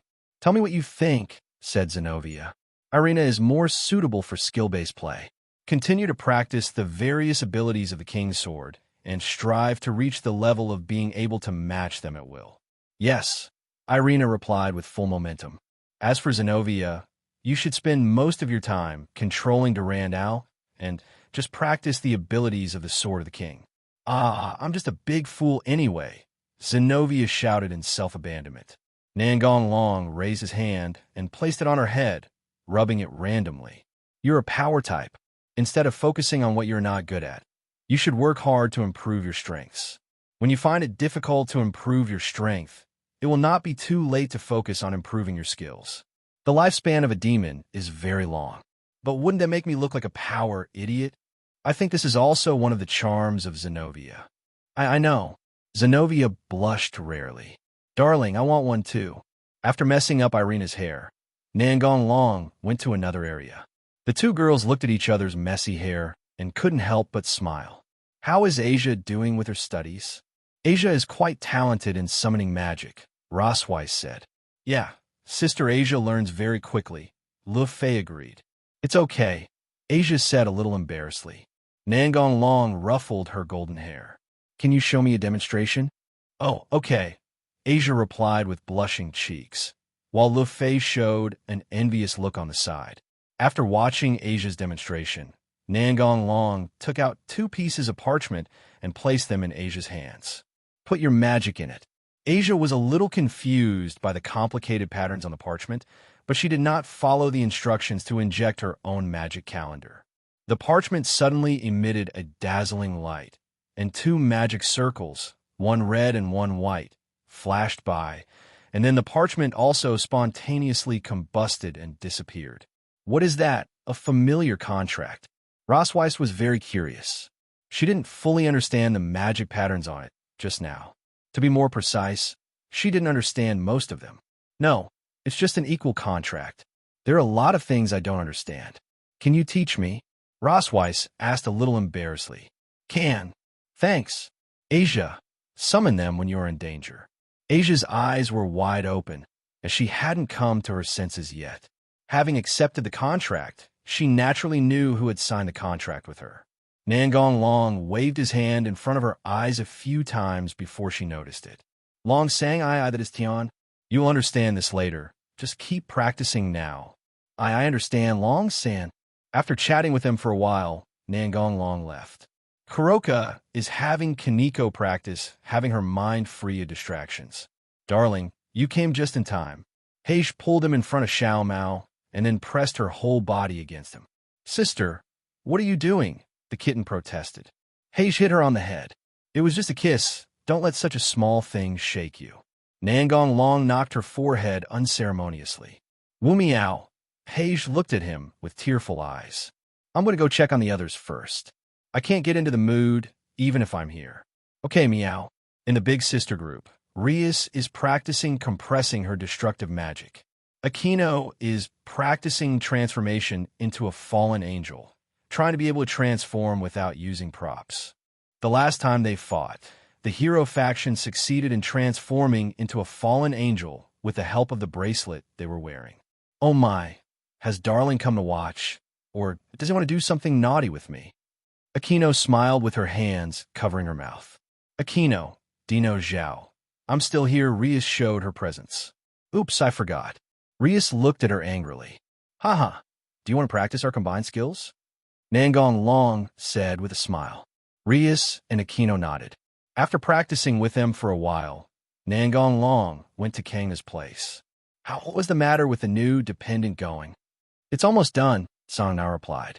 Nangong Long chatted with Song Na and Chunji for a while, and then talked about the vampire camp.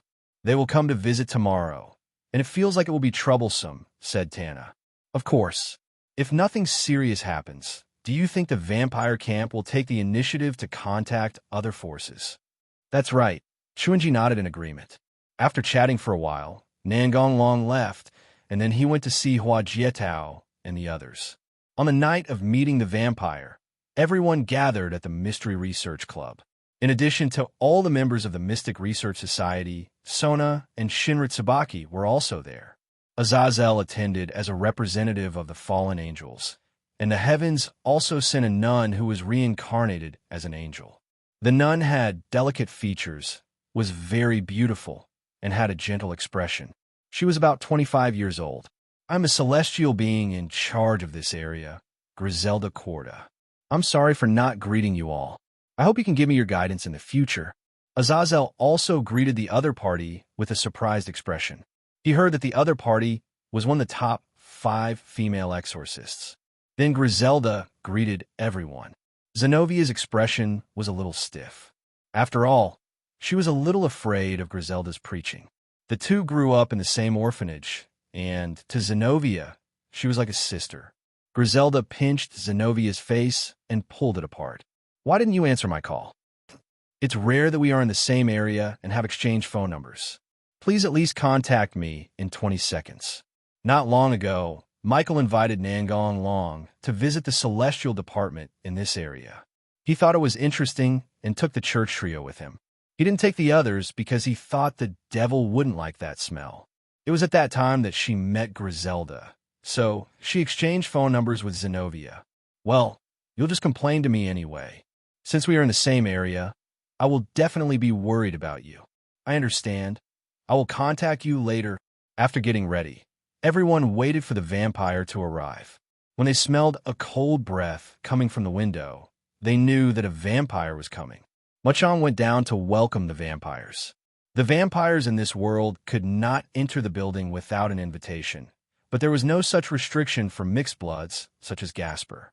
Asia and the others stood up and stood behind Rias, who was sitting, and Shinra Tsubaki also stood up and stood behind Sona. Griselda and Azazel sat on either side.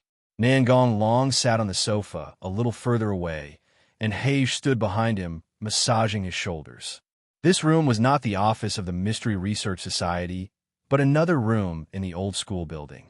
Rias had the right to use the entire old school building, so naturally, she had to use a large room for negotiations. I brought guests here. Kiba opened the door and invited the guest in. After doing this, Kiba stood behind Rias. To be honest, Nangong Long's eyes really brightened. The girl who walked into the room was wearing a princess dress. She looked like a doll, with long golden wavy hair, and her face was extremely pale and lifeless. Behind the girl followed a man and a woman, who also looked pale. They should be her bodyguards. Hello, the governor of the fallen angels, the sister of the demon king, and the dragon emperor over there. My name is Elmheil Karnstein. Please call me Elm. Rias motioned for the other person to sit down. Karnstein is from the highest-ranking family in the Camilla faction, a pure-blooded high-ranking vampire, said Azazel. Hundreds of years ago, vampires had a disagreement over whether to breed pure blood from male or female true ancestors. In the end, both sides held their own opinions, resulting in the division of vampires into 2 major factions, the matriarchal Camilla faction and the patriarchal Sepesh faction. After Elm sat down, Rias got straight to the point. I just asked directly, why did you, who have always been unwilling to communicate with other forces, take the initiative to contact us? Elmer was silent for a while, then said, Aft, we want to borrow Gasper. Gasper hid back in fear. No loan. This straightforward voice, without any hesitation, made Elm's expression freeze. Can we still have fun? He didn't even say the conditions. He just rejected it so bluntly. Senior. Gasper looked at Nangong Long with emotion. Elm turned his attention to Nangong Long. This negotiation should have nothing to do with Emperor Tianlong. Gasper is my junior, so it doesn't matter, Nangong Long said with a smile. Elm frowned slightly. Gasper is Rias's follower, and he's also a demon. Strictly speaking, he has nothing to do with you, the Celestial Dragon Emperor, right? Rias is mine. Rias blushed. Azazel watched this scene with great interest. Elm was very angry, but she was a noble among vampires, so she maintained her elegance on the surface. You guys mean the same thing. Elm looked at Rias and the others. Rias smiled and said, I agree with the Dragon Emperor's opinion. Azazel spread his hands and pretended to be helpless and said, I can't beat him, so I dare not oppose him. Griselda spoke up to lighten the mood. Why don't you first tell me why you want to borrow Gasper?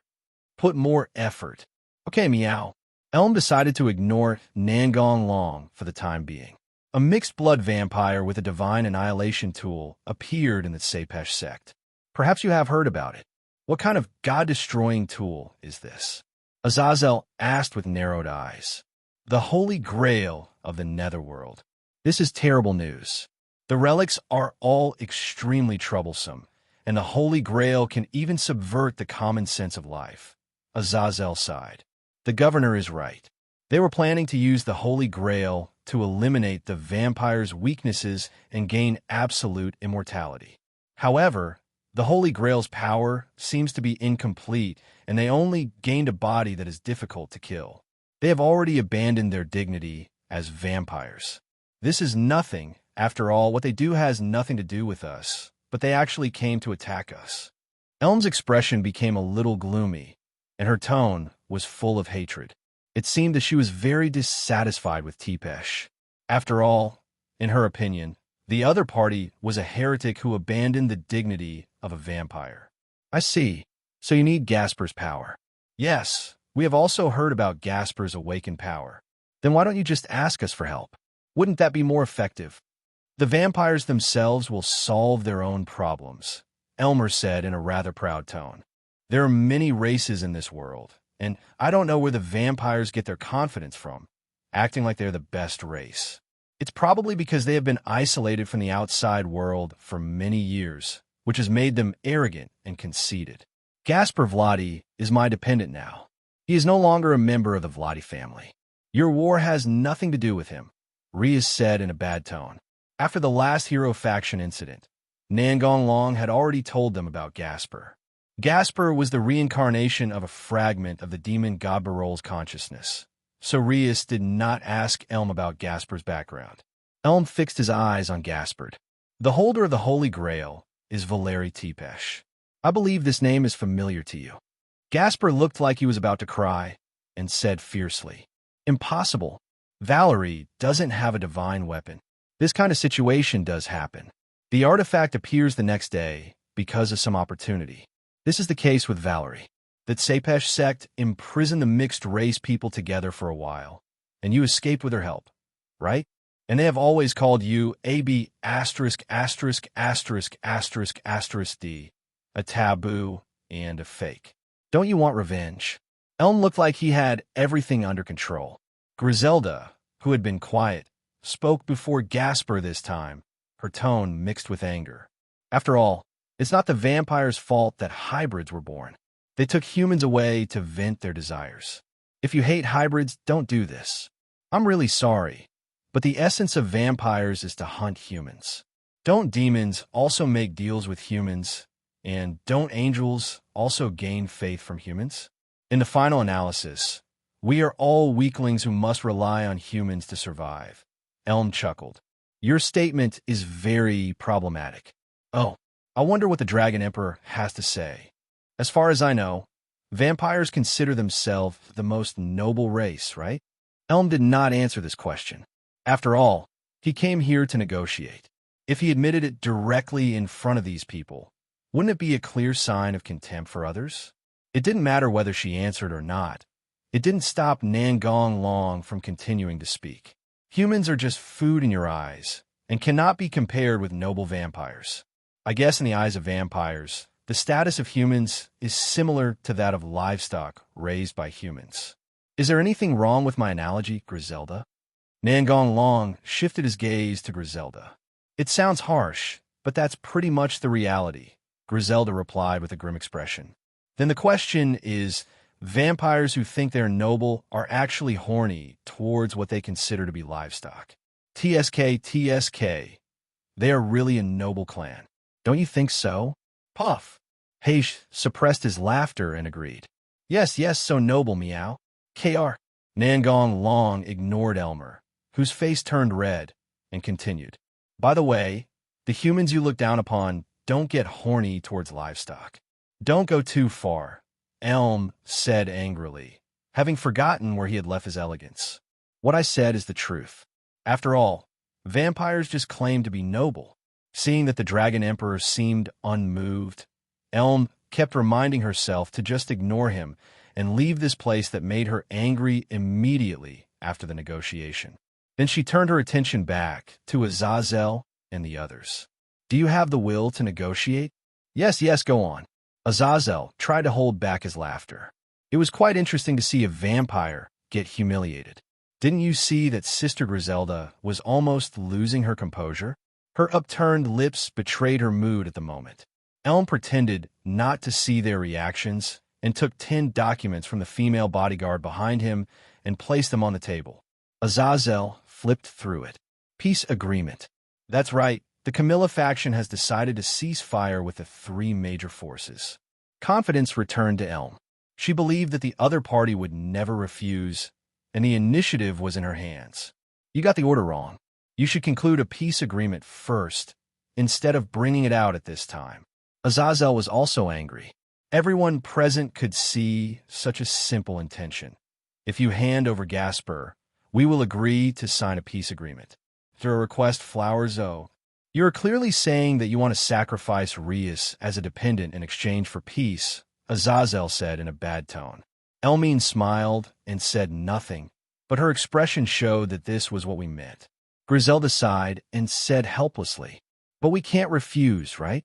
We talk about peace all the time, but if we refuse the peace agreement offered by others, what will other forces think? I'm afraid even the forces that signed the agreement will doubt us. The Camilla faction took advantage of this weakness of the 3 major forces and was therefore so fearless. Rias was so angry that she was shaking all over, but she couldn't destroy her brother and the others' efforts because of her willfulness. Not knowing what to do, she turned her attention to Nangong Long, who was enjoying Hei's massage. No. Do you know what this agreement means? Elm stood up and shouted at him. I know. Didn't Griselda say that? But what does that have to do with me? Nangong Long said indifferently. Azazel had a worried look on his face. To be honest, he wanted to do the same, but all his efforts would go to waste. However, Nangong Long insisted on not signing, and he did not dare to object. He became even more worried when he thought of this. Griselda was also worried. As the agent here, she also got some information about the Dragon Emperor from Michael. Although she felt relieved, she would have a headache if she didn't sign. Why are you making that expression? Even if you sign it, it won't last for more than a few days. What we have got is a permanent truce agreement, Elm said loudly. What's the point of a permanent agreement? The vampires are almost gone, Nangong Long said calmly. What do you mean? Elm said viciously with her eyes wide open, but unfortunately, this expression on her delicate face had no deterrent effect at all. You don't want to... Azazel knew that as long as Nangong Long had the intention, killing the vampire was just a matter of words. If nothing else, he could just send Dane, who went with him to meet Hades last time, to spit out some dragon flames, and the vampire would be almost dead. Rias and the others also looked at Nangong Long. They had similar ideas to Azazel. Don't make up your mind. I can't do anything. Azazel frowned. Since the Dragon Emperor would not take action, it meant that the vampires were facing the crisis of extinction for some reason. He had no idea at all, so he just asked directly, what's going on with the vampires? Yes, if the vampires insist on not asking for help from outside, they will be in danger of extinction. Of course, there will be a few left, and then they will be collectively called the descendants of vampires. You're talking nonsense, Elm retorted immediately. For the sake of the vampires, you'd better listen quietly. The Dragon Emperor's intelligence-gathering ability is stronger than our 3 major forces combined, said Azazel. There was an unconcealable surprise on Elm's face, She had not expected that the fallen angel's chief, 623, governor, would give such a high evaluation to the Dragon Emperor. Vampires basically had no contact with other forces, so the intelligence they could get was naturally extremely limited, not to mention the news that the three major forces deliberately blocked. Elm was unsure whether what Azazel said was true or not, so he returned to his seat with half belief and half doubt. Even if Xiao Jiao lends it to you, it's useless. The vampires have already cooperated with other forces, but you, Elm, don't know it. Elmi wanted to retort, but she held back when she remembered what Azazel had said. The vampire leaders thought they were taking advantage of others, but in fact they were the ones being fooled. Do you know which force it is? Azazel asked. Misfortune Group. What is their purpose? They're probably going to reignite the war, and vampires are their target. I don't know exactly how they're going to do it, but there is no doubt that the vampires will be seriously injured. It is just right to say half and leave the other half. It will be bad if you say too much. Azazel rubbed his brows and said with a headache, It's troublesome. How do I know whether what you said is true or false? Elm said with a frown. Nangong Long raised his hand, pointed at his fingers, and said with a smile, Girl, you've made a mistake. Whether you believe it or not has nothing to do with me. It's you who are in danger, not me. I don't need to prove anything. Elm was speechless. You know the situation now. Now it is you who need to sign the contract, not us. The situation has reversed, Azazel said with a smile. Elm bit her lip, not knowing what to do for a moment. It was obvious that the current situation was beyond her ability to decide. Elm took a deep breath to calm herself. I have to go back and report this to the Queen before I can make a decision. We can wait, but we don't know when the Trouble Group will take action, said Griselda. Elm's brows furrowed even more. Do you believe the information given by Emperor Tianlong? I've already said what I wanted to say, didn't I? Azazel said, spreading his hands. I believe it, Griselda smiled. I understand. I will go back to see Her Majesty the Queen. Goodbye. After saying this, Elm planned to leave with his bodyguards. I'm waiting for you to beg me, Nangong Long said with a smile as he looked at Elm. Elm gnashed his teeth in hatred and glared at him fiercely. Seeing the vampire leave, everyone returned to normal. Ha ha!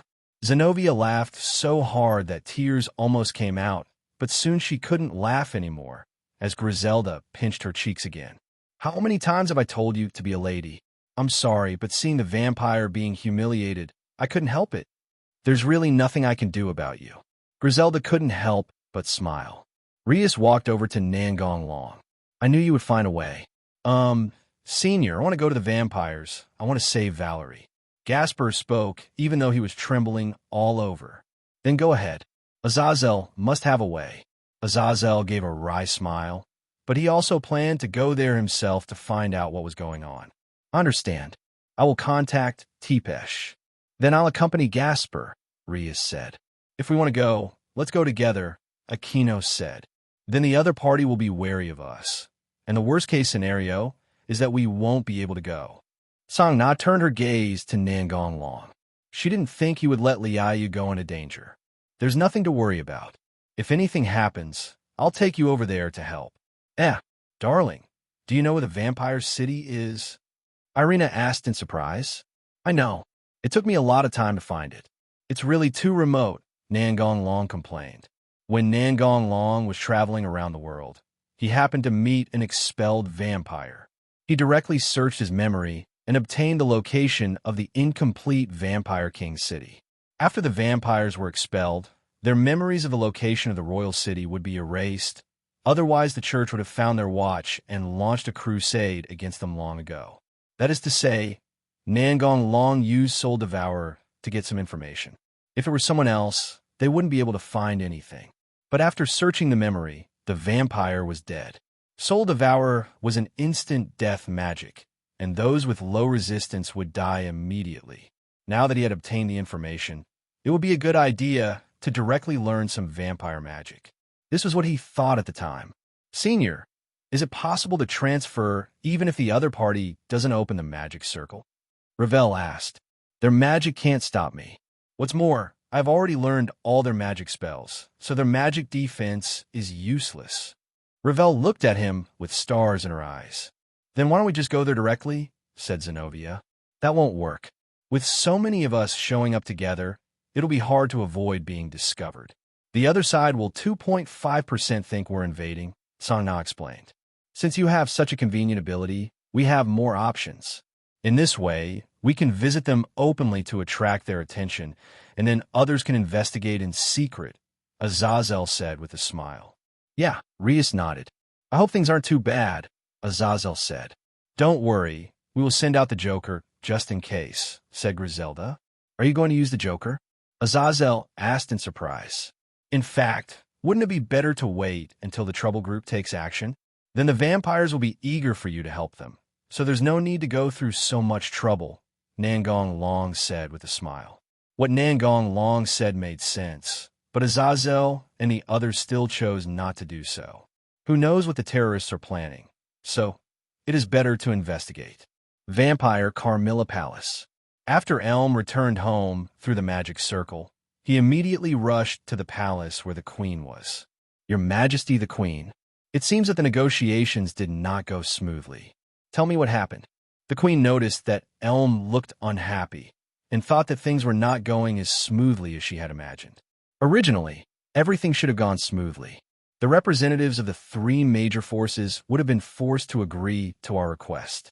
The only variable was the Dragon Emperor, who we had not considered beforehand. The Dragon Emperor is not a member of the three major forces, so he should not have the decision-making power. The queen frowned slightly. Elm shook his head. The situation is completely the opposite. After the representatives of the three major forces read the peace agreement, although their faces were not happy, they did not reject it. They were in a position where they could not refuse it at all if they did not want all their efforts to go to waste. However, this situation completely changed after the Tianlong Emperor refused to sign the agreement. Even though they looked embarrassed, they did not speak out their opposition. Obviously, the Tianlong Emperor's status in the three major forces is much higher than we 03 imagined. The governor of the Fallen Angels also admitted that he was no match for the Dragon Emperor, but his tone was so casual that it was hard to tell whether it was true or not. The queen closed her eyes and thought for a long time before she spoke. What Azazel said should be true, and it is very likely that the Dragon Emperor is stronger than any of the leaders of the three major forces. How could it be? Elm opened his eyes wide, full of disbelief. How else can we explain the attitudes of the three major forces? You probably have something else to say, so continue. Yes, Emperor Tianlong said that we are about to face the danger of extinction. What? The queen stood up from the throne with a look of surprise. Elm relayed all the information he heard from Emperor Tianlong to the queen. It's impossible that the other party is deliberately acting for you, said the queen. We can't rule out this possibility, but the Dragon Emperor's attitude is that he has us in his grasp, and he doesn't seem to care at all whether or not to form an alliance with us. Your Majesty, what should we do now? The queen took a deep breath and calmed herself down. We can't just listen to other people's one-sided words. We need to check it ourselves first and then invite them over to talk. Yes, somewhere in Zhuang Town. Have those rogue warlocks agreed to cooperate? I agree. They just want to have fun as they please. That's why they were expelled. We terrorists have no right to say that to them. But the new boss is really dangerous. It doesn't matter. Everything we do is dangerous. Besides, without them, our organization would have been destroyed long ago. Yeah, let's have fun too. The next day, Camilla contacted Azazel and said that they wanted to discuss in detail. As for Tsepesh, Azazel was still in contact and negotiating. 2 days later, Rias, who was about to set off, postponed her plan for some reason. Ravel and Kitten's class. You'd better come with us, otherwise I can't guarantee what will happen. The rogue magician who was holding an ordinary classmate hostage said to Ravel and the others. Let her go, we're with you. The other side. 5 magicians blocked Nangong Long's way, and the one who looked like the leader spoke up. Excuse me, we want to test the strength of the Dragon Emperor. It seems that you are ready to die. No, we don't want to die, and you can't kill us. Nangong Long, who was originally planning to play with them, suddenly heard screams coming from the teaching building and immediately ended the battle quickly. Nangong Long raised his right hand and emitted white flames towards them. Reduce. Experience the process of death. After getting rid of the guy who was in the way, Yu Zhilong teleported directly to the class where the incident happened. Cough. The 5 magicians suddenly vomited blood. The intelligence was wrong. We underestimated the opponent's strength, the leader said regretfully with bloodshot eyes. Boss, if we don't think of a solution, poof, we're dead. Gather the remaining strength of the 5 of us and use magic to transfer back. Quick, cough, cough, puff. This is great. It's convenient for everyone, the magician holding the hostage laughed. I don't think so. How could you be here? We clearly sent people to stop you. Seeing Nangong Long suddenly appear, the magicians who were in charge of capturing Ravel all showed an expression of disbelief. Senior, Lord Long, Kitty, and Ravel looked happy and relieved. In their minds, as long as Nangong Long appeared, all problems would be solved. You think you can stop me with just a few pieces of trash? You are too naive. The magician's pupils shrank instantly. You know, those people were among the strongest among them, but they were dealt with so quickly. In other words, it was extremely easy to deal with them. Thinking of this, the magicians couldn't help but feel a little regretful.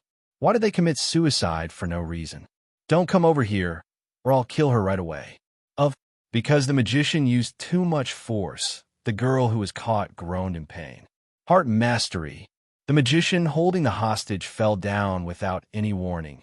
An unknown terror struck his companions. Kitty reacted quickly and rushed over to save his classmate. Ahem.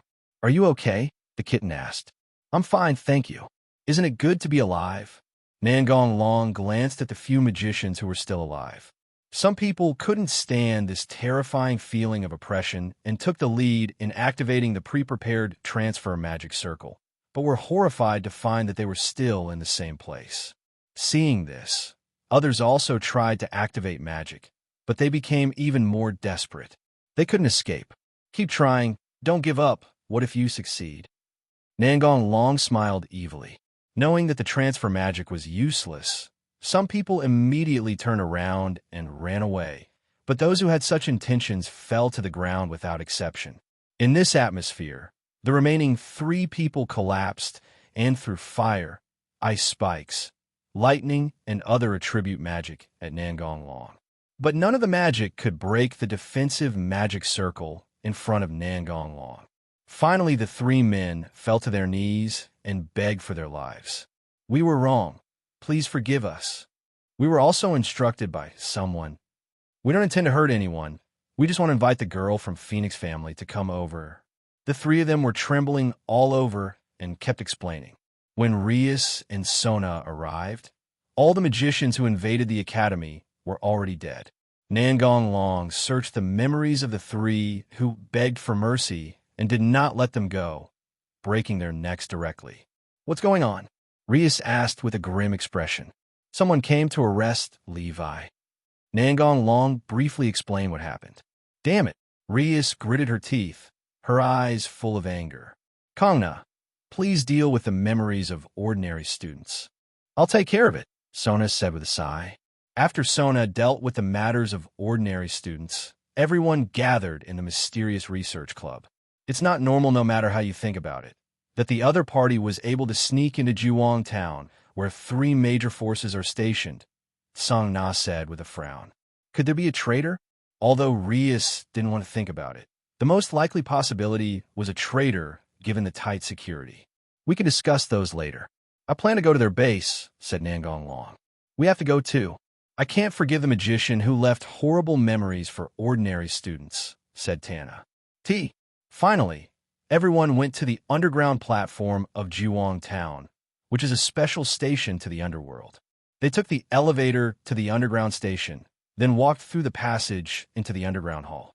Some people were already waiting for them there, and a quick glance showed that there were no less than 100 people. You are so brave, you dare to stay here. There's no other way.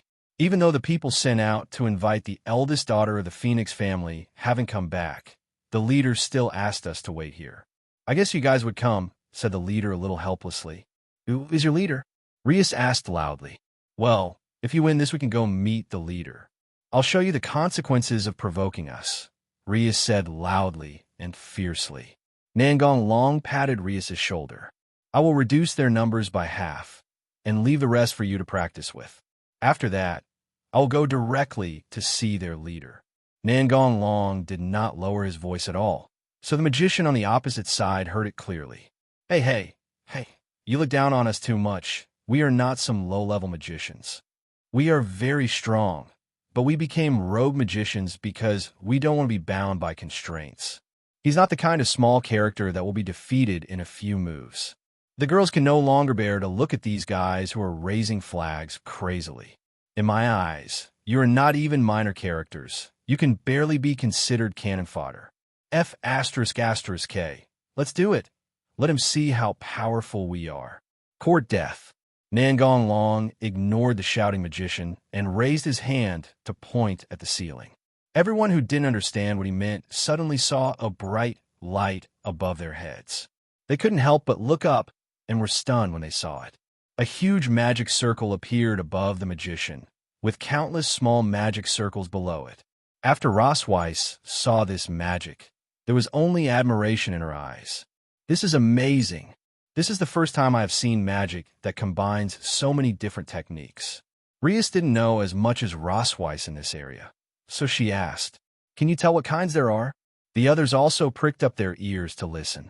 There are elven spells, vampire spells, Nordic spells, witchcraft, fairy spells. When Rosweiss explained, Nangong Long's magic had already begun the massacre. All kinds of magic fell towards the magician below like rain. The magician who reacted slowly was killed instantly, while the one who reacted quickly and released defensive magic in time only lasted for a second longer. No, I don't want to die yet. *7, *X, *X. Nangong Long simply ignored the magician's wailing and only lifted the magic after about half of them died. Seeing their companions falling beside them, the surviving magicians were very desperate. They had just arrogantly challenged the other party, but the other party killed half of them with just a wave of their hands. The magicians lying on the ground died in all kinds of strange ways. Some died from coal, some were frozen to slag, some were struck by lightning, and some were captured with blood all over their bodies. There are still many techniques that I cannot recognize. Rosweiss' tone was full of admiration.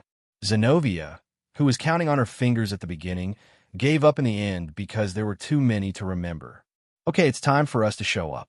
After hearing Rias' words, the surviving magician came to his senses and said directly, We surrender.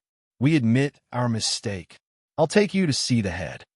Yes, the boss has left a magic circle here. Once we activate it, we can go directly to the boss.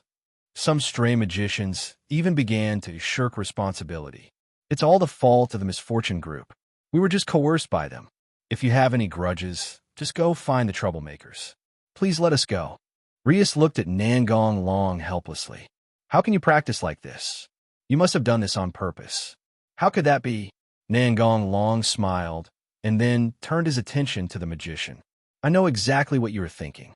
There is no need to shirk responsibility in this ugly way. I will not be soft-hearted. Anyone who dares to touch me must be prepared to die. My people, my people, my people. This was the only sentence in Ravel's mind in an endless loop, and her face became increasingly rosy. Roasting bird. No fantasies allowed, the kitten complained. What the hell is it to you, you stinky cat? Ravel said angrily. Couldn't she let others think about it for a while? This space has been blocked by me. It is impossible to move away. Your only way to survive is to break through their defense while I'm not here. Otherwise you will die, said Nangong Long in a cold voice. The magicians tried it and found that the teleportation magic did not work. There was only one option left. Are you sure you won't take action? A magician asked cautiously. That depends on your speed. If I come back and you're still here, I'm sorry. I'll just send you on your way.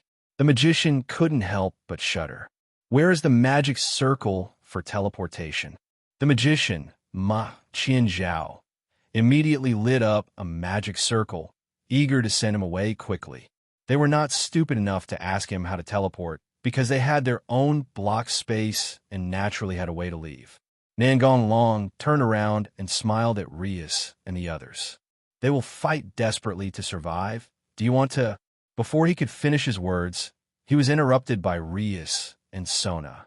No, we'll solve it ourselves. Huh? We also need to become stronger, right? Being difficult to fight is just what I want. We agree with the president's decision, the others said together. Don't be careless. After saying this, Nangong Long disappeared into the magic circle. The big devil disappeared, and the surviving magician's aura immediately changed, filled with murderous intent. Seeing this, Rias and the others also became serious. I think Darling did it on purpose. So what, you're scared? Sangna teased. How is it possible? Rias said with a smile. Euclid, wearing a coat and a hood, stood in the empty room with white walls waiting for his guests. The magic circle prepared in advance on the ground glowed, and Nangong Long appeared in front of them. You came much faster than I expected, but it seems that you are the only one here. Where are the others? The fact that you can come here proves that those magicians are defeated, Euclid said in a calm tone. I bought half of it in seconds and gave the rest to others. Is that so? That's really tragic. When those rogue magicians saw that the Magicians Association gave Gremory a high evaluation, they couldn't help but want to try whether their magic could work on the highly rated new demon. They probably just treated this as a game and probably didn't expect that they would lose their lives because of it. After all, they're just young and impatient. Euclid said indifferently. He didn't care about the lives of those magicians outside. They were just cannon fodder to be thrown away after being used. What they think has nothing to do with me. They will die anyway. But I was a little surprised that you didn't run away. I deliberately controlled the power and didn't let those 5 people die on the spot. I wanted them to carefully experience the horror of losing their lives bit by bit. They should try their best to come back and ask for help. You are right. Those people did come back, but there was no way to save them, including the phoenix tears we made ourselves. In the end, they only had their clothes left. I wonder if the Dragon Emperor can tell 693 what that move is. Why don't you experience it yourself? Nangong Long raised his right hand and smiled at Euclid. Forget it. I don't plan to try it myself. As Euclid spoke, he activated the dragon summoning magic circle he had prepared on the floor, the Dragon Gate. Ha! It's finally my turn. I've been waiting impatiently. A dragon with light black scales and almost the same height as Kuin's show appeared in the white space. Grendel, the Tyrannosaurus Rex of Sin, this is one of the reasons why I dare to stay here, Euclid said with a smile. You're not so naive as to think he can beat me. You are not surprised at all, Euclid asked puzzledly. After all, the dragon in front of him was the legendary dragon that had long been destroyed. What's so surprising? You just used the Holy Grail to revive. Do you really think no one knows what you did, Euclid? Hey, you must be the host of that Air Tianlong. So hurry up and start doing something. Euclid, whose true identity was exposed, was in a state of confusion and uncertainty, as things seemed beyond his control. Euclid lifted his hood to reveal himself, since there was no point in hiding it now that he had already been discovered. Grendel will do it later. I have something to ask him. Hey, I can't wait. Glendale looked like he was about to take action. Do you want to turn to ashes? Yes, just wait. Grendel replied reluctantly. There was no other way. If he wanted to fight, he had to obey orders, because the Holy Grail was in someone else's hands. I'm a dead person in the underworld. How did you know of my existence? And how much do you know about our plan? Too lazy to say. Euclid's expression did not change at all because of the other party's answer, which was expected. There is no other way. I can only interrogate you slowly after I catch you.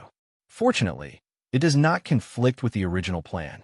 Originally, we wanted to beat you until you catch the eldest daughter of the Phoenix family. Now, Wu Hui just added you as an extra person. Euclid's idea was simple. With his demon king-level strength and Grendel who is stronger than the Dragon King, it should be no problem for him to defeat the Dragon Emperor. It's easy to get slapped in the face when you're so confident, Nangong Long said with a smile. I hope you can still laugh later. Let's do it. We can finally fight. Boy, Put on your armor quickly and fight with all your might. Grendel's huge dragon face showed a ferocious smile. Nangong Long shook his head. Sure enough, the evil dragon was either fighting or planning a fight. He didn't want to use magic. He wanted to beat up the crazy dragon and the extreme sister in front of him. An aura of white and red intertwined appeared around Nangong Long. Ba Long, I awaken to. The two dragons who were deprived of everything by the principle of hegemony. The two dragons who took the principle of hegemony from God. The body is full of jealousy. The heart is seeking fantasy, laughing at the infinite, worrying about fantasy. I shall be the tyrant of the white dragon. I shall be the tyrant of the red dragon. Invite you to enter the limit of innocence. Sink you into the red lotus purgatory. Oh, this arrogance makes my blood boil. In contrast to Glendale's excitement, Euclid couldn't help but frown when he felt this arrogance. Glendale rushed forward and forgot about any orders. BRB, it hurts so much. The opponent's speed was much faster than Grendel's, so he was basically in a state of unilateral abuse. But his eyes were emitting excitement, which even made Nangong Long wonder if this guy had any special hobbies. Euclid, who had been watching from the sidelines, thought he had caught the best opportunity to attack and cast magic from behind Nangong Long. Hey, don't bother me, Glendale yelled at him. Euclid simply ignored Grendel. He took this factor into consideration before taking action. Even if the Dragon Emperor heard Grendel's voice, he would not be able to avoid this fatal blow. However, reality does not develop as smoothly as people imagine. A dragon claw stretched out from the gem on the armor behind Nangong Long and slapped Euclid away, sending him crashing into the white wall. Boom! Euclid quickly stood up and adjusted his condition, then joined the battle regardless of Grendel's shouting. Bang, bang, bang, boom, boom, crack. A few minutes later, Euclid was covered in wounds, and Glendale was left with only a dragon head. There was no way this guy would get up and continue fighting no matter how badly injured he was as long as his body was still there. Didn't you see that he was still rushing up even though only his head was left? There's a change of plan. Let's retreat, Euclid shouted to Glendale. Ha! I'll wait till I get a new body, and I'll come fight you next time. There won't be a next time. Nangong Long took a piece of jade from his armor and threw it at Grendel, while using magic to seal it. The gem emitted a dazzling light, and no matter how Grendel struggled, he could not escape being sealed. Seeing that Grendel was beyond saving, Euclid decisively ran away by himself, and Nangong Long did not stop him. The vampires still needed him to make some trouble, so they could catch him next time. As for Grendel's soul, just treat it as a rare material and collect it. Maybe it will be useful someday. Another battlefield. Rias simply gave her followers a few instructions, and the rest was up to them to perform on their own. If they had strong firepower, they could just attack with their strength, and overcommanding would be bad.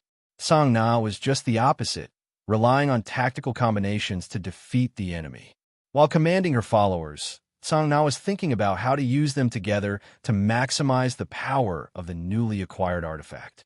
A few days ago, Kasadareya and her friends received a magical weapon specially made for them from Nangong Long, so the girls were naturally very happy. Although the magicians resisted fiercely, they were obviously not the protagonists and did not have the buff that would increase their strength dramatically due to a sudden change in their emotions. The battle was over soon, and there were only a few magicians left alive. There was no other way because the magicians fought with all their might, and Rias and the others couldn't hold back either. Why is this happening? Why? We haven't done anything wrong. We just don't accept the association's high evaluation of you. Why should we risk our lives? You are devils and demons. A surviving magician roared in despair. You're not a child. You should think about the consequences before you do anything. No one will play games with you. Hage, who came to help, said bluntly, and then he used a magic spell on him and made him faint. I'm going to find Darla, Meow. Leave the rest to the follow-up support. Let's go together. Rias's proposal was approved by everyone. The white room built in the dimensional gap began to become unstable after Euclid left and is currently completely maintained by Nangong Long's power. Nangong Long threw the gem that sealed Grendel into the storage space, and then released Tyrant Dragon. Darling, have the enemies been eliminated? Seeing that there was no one else in front of her except Nangong Long, Rias couldn't help but ask. One was dealt with, and the other escaped. Huh, is the opponent very strong? Irina said in shock, and the others also looked stunned. Hashtag Nangong Long narrated the course of the battle, and told them that someone had used the Holy Grail to revive the evil dragon. If the evil dragon's soul was not sealed, it could be reborn countless times. As for the enemies who escaped, they took advantage of the time when he was sealing the evil dragon. Nangong Long also said that the person behind the scenes was Graphia's younger brother Euclid. The amount of information is a bit too much, and Liu and the others need to sort it out carefully. After a long while, Rias finally spoke. I didn't expect my sister-in-law's brother was still alive. If those high-ranking officials get to know about this, Lady Graphia's situation will become very bad, said Sona. Euclid died a long time ago in the war between the old Demon King's faction and the current Demon King's faction. This is how Graphia reported it to the higher-ups in the underworld. Once the higher-ups knew about this, Graphia's position would be questioned. Don't report it for now. Contact Graphia privately. I don't think she will betray you, said Nangong Long. Yes, I believe in you too.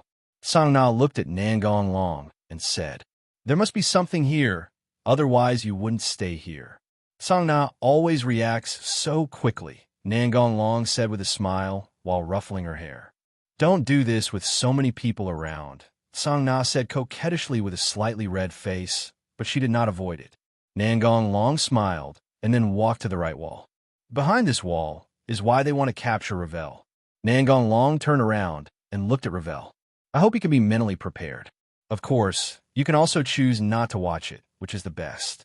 Seeing how serious he was, Ravel's heart tightened, but she said unswervingly, I want to see. Oh well. Nangong Long punched the wall, and cracks instantly spread all over the wall, starting from the place where he hit. Boom! Behind the collapsed wall, rows of petri dishes were exposed, with complex machines connected to them.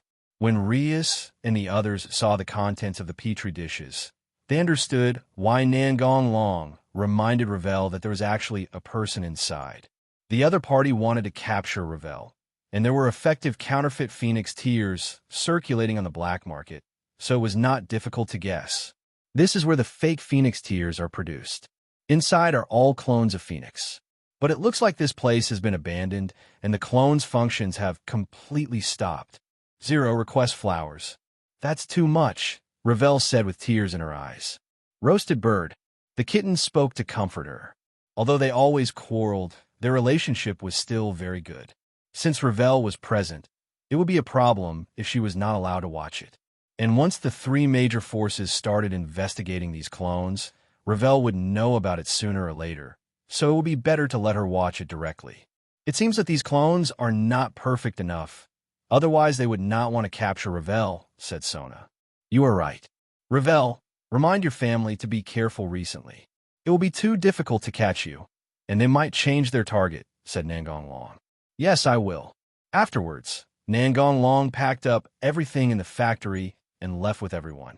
After returning to Kuo Academy, I threw all those messy things into Azazel's underground laboratory and let him worry about it. Mystical Research Society. Let others investigate it later. I have enough to do with the vampires, Azazel said helplessly. How's the vampire thing going? Rias asked. The Camilla faction is in a very bad situation. It is obvious that the Sepesh faction, which has been transformed by the Holy Grail, has the upper hand in the battle between the two sides. Even though he was in a weak position, he was still so arrogant and rigid during the negotiation, said Shinra Tsubaki. That's what vampires are like, Azazel laughed. Suddenly, the floor in the house emitted a magical light. It turned out that Griffey received a call and rushed over in a hurry.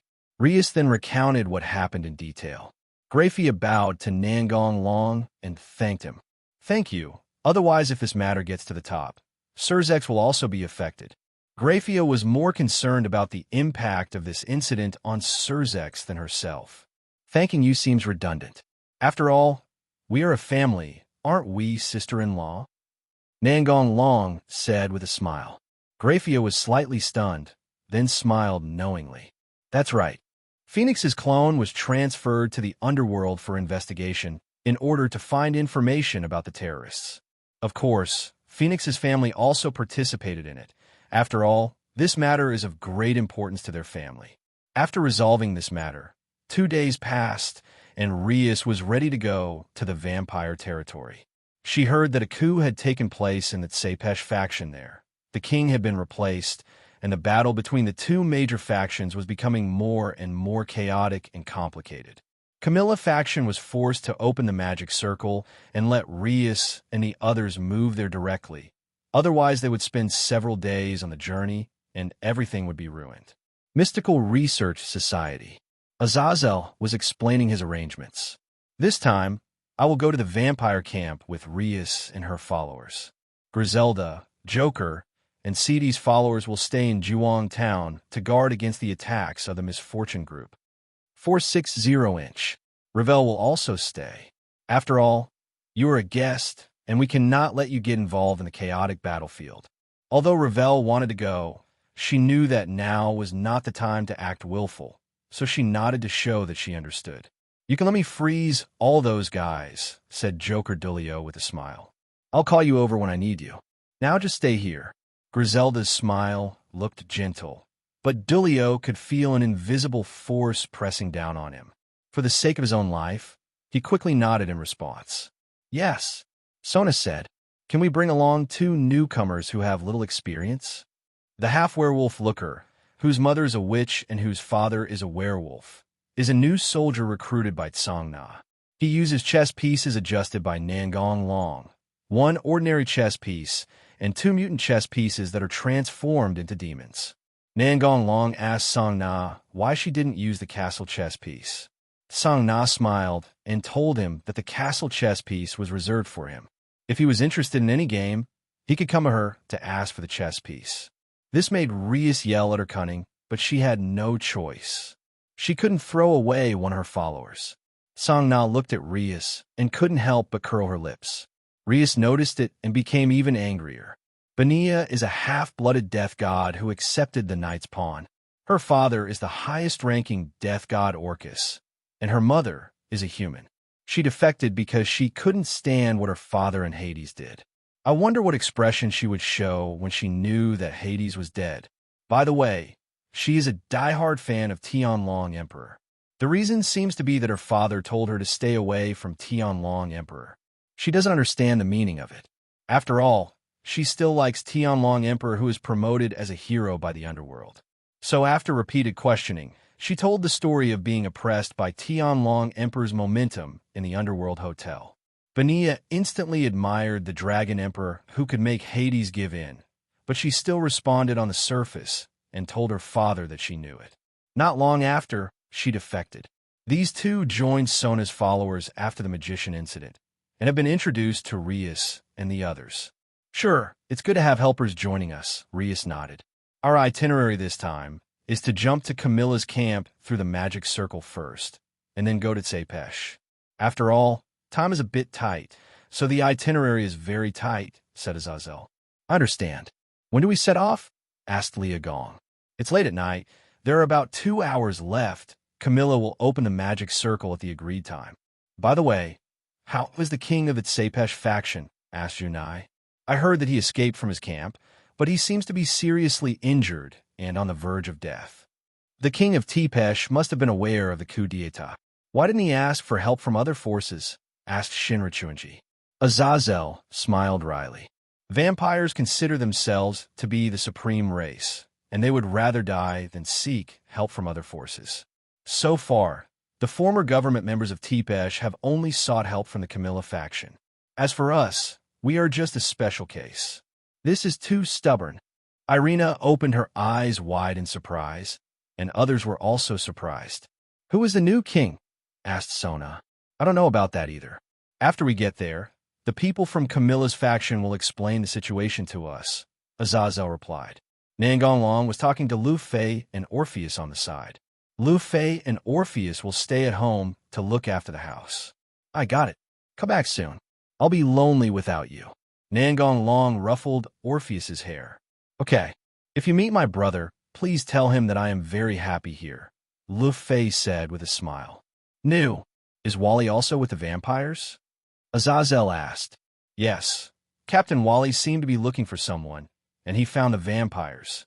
I have a bad feeling that this incident will become very troublesome. Maybe that person was the one who planned it. Azazel scratched his head and said with a headache, Who is the target of the teacher's suspicion? Rias asked. We'll talk about it later. I'll go over there and investigate. While there's still time, everyone can pack up what you need to bring or adjust your state. We might have to fight directly when we get there. Everyone, gather here in 2 hours. Good. Azazel returned to the Son of God's Watcher to explain things. Griselda and Dulio returned to the Celestial Department here. Rias and the others returned to Nangong Long's house with the death god Lolita, who said she wanted to visit the Celestial Dragon Emperor's house. Lugal stayed at the Mystic Research Club, waiting to leave. Gasper and Kiba returned to their own place. At Nangong Long's house, the girls who were preparing to go to the vampire camp were packing the things they were going to take with them. The girls who didn't go sat in the living room with Nangong Long. The school is almost finished, Nangong Long said while looking at Song Na. I'll go check it out when this is over. Song Na, who was sitting next to Nangong Long, suddenly came over. I won't say thank you to you. Kangna blushed and smiled playfully. Hey, is this still the president? Lianya couldn't help but say it out loud, as if she had seen something incredible. Hua Jiatao and the others also looked at Song Na with surprise. Song Na felt a little embarrassed by their stares, so she said with a straight face, I will double my training later. Oh no, President, we didn't see anything. No matter how they begged for mercy, Song Na refused to give in. Death Loli was writing something in a small notebook. The daily life of Emperor Tianlong. 2 hours passed quickly, and Rias and the others came to Camilla's camp through the magic circle. Nangong Long moved directly to Tsepesh. Now that you are here, actually we only need Gasper. Still looked proud. Meow, haha, Darling is right. Vampires will not change their attitude until their entire race is exterminated, said Hage, who came to join in the fun, with a smile. Haha, although the situation in Tsepesh is very chaotic, it is not to the extent that we, Camilla, need to exterminate the entire clan. Besides, we have investigated ourselves and did not find the so-called genocide of Emperor Tianlong. Elm sneered. You're just sitting in a well and looking at the sky, Meow. Just because you can't find out the truth yourself doesn't mean what Darling said is false, Meow. Darling asked me to tell you that he's waiting for you to beg him, Meow. Darling really has a bad taste, Meow. Hage covered her mouth and chuckled. It's impossible for me to beg him. Don't go too far. Elm glared at the Black Country and said, Okay, let's not dwell on this for now. 03, let's talk about Tseepesh's situation, Azazel said. Elm glared at Hage angrily, but unfortunately Hage ignored her and moved closer to his sister. Seeing this, Elm became even angrier, but there were more important things to do now, so she had to put it aside for the time being. The new king of Tsepesh is Vale. How could it be? Gaspard showed an expression of disbelief. Azazel frowned slightly. Tsepesh, who advocates patriarchy, actually allowed a woman to become king. It seems that the situation there is not optimistic. There must be help from the Trouble Group. Otherwise, the coup wouldn't be so easy to succeed, said Rias. After Elm finished telling them the information, he led them up the stairs, and they appeared in an underground space. Walking outside the room and looking at the scenery in front of her, Asia couldn't help but marvel. There are so many medieval-style houses built deep in the mountains, and there are also a few houses that are close to modern styles. This is probably influenced by the reincarnation of humans as vampires. Since it was late at night and snow was falling outside, Gasper was already shivering from the cold. Elm was not affected at all, which was one of the differences between pure-bloods and half-bloods. When I was still in the church, I couldn't find a vampire base. I didn't expect that I would come here after becoming a demon. Zenobia was in mixed feelings. Irina patted her shoulder. Well, The relationship between the various forces is different from what it was back then, so don't worry too much about it. Besides, I'm very happy to be with you all now. I feel the same way. Of course, it would be better if I could successfully conceive a baby, said Zenobia with a smile. I won't give in on this, Aquino said with a smile. Don't discuss this topic at this time, Rias said, turning back. Yes, President. Aquino smiled nonchalantly. Death Loli quickly wrote down the scene in front of her in her small notebook. It's really true that no one is nervous at all. It seems that we have to rely on ourselves, Elm thought. I can only take you here. See you later, said Elm. I wish you all the best. And my personal opinion is that you'd better take the words of the Dragon Emperor to heart, Azazel said with a smile. After that, Azazel, Rias, and the others got in the car they had prepared and left for Tepesh. Because there were many people, Azazel had 2 vans prepared. Azazel and Rosweiss were in charge of driving. We have 2 goals this time. One is to find out the new leader of the trouble group, and the other is to find an opportunity to take Valerie away. As for the rest, leave it to Camilla and Tepesh to solve it themselves, of course, on the premise that nothing unexpected happens. I think it's hard for nothing to happen. After all, Darling said that, Rias said with a wry smile. We're almost used to being involved in all kinds of unimaginable situations, said Kiba. Kiba is right. This time will probably be no exception, Aquino said with a smile. I have mixed feelings when I hear you say this. After all, you are still so young. I'm really sorry for always letting you face this kind of thing, Azazel said apologetically. I don't think there's anything wrong with this. I've become stronger. After all, I'm the Demon King's sister and the Dragon Emperor's fiancée. I can't back down just because of what's happening right now. Lee, funny story. Really? She's becoming more and more like the main wife, Azazel said with a smile. Aquino and the others looked at Rias and smiled slightly, and they stopped bickering with her at this time, but the same goes for my fiancée. On the other side, the royal city of Teeps, Nangon Long was wandering on the street. The reason why no one came to catch him was because he used magic to hint to the people around him, making the vampires think he was one of their own. His original purpose of wandering the streets was to try his luck and see if he could run into Lilith, the new Orpheus created with the power of Orpheus that Chow Chow had taken away. After wandering around for a long time without finding anything, Nangon Long decided to change his target. He sneaked directly into the main city, grabbed a servant and hypnotized him with magic, and got the information about the room where Valerie was. After Nangon Long left 423, the hypnotized maid rubbed her dizzy head and continued her work. Nangon Long followed the route the maid gave and came to the indoor courtyard on the upper floor of the castle. It was a completely windowless room with artificial lighting, colorful flowers, and the sound of a running stream. There was a man sitting in the center of the courtyard. As usual, Valerie sat in a chair and immersed herself in her memories. That happened many years ago, when the half-bloods were not yet gathered together for surveillance. The supervision was not as strict as it is now. It was her first and last time to sneak out of the castle. Although it was short, she felt that it was the happiest time of her life so far, and perhaps the happiest time of her life. She knew the taste of desserts, and also heard about the outside world of vampires. Although he looked younger than her, she liked to call him brother. When she thought of this, Valerie couldn't help but put her eyes on her left wrist, where she wore the bracelet he gave her. Are you doing well now? Are you still traveling around? What would happen if I left with you? Valerie murmured to herself, then shook her head. That would probably implicate you. I don't want to involve you. So this is good enough. Seeing someone breaking in, the evil dragon Clone Kiwak immediately appeared and blocked the other person. Clone Kiwak is the strongest evil dragon and a subordinate of the demon god Barol.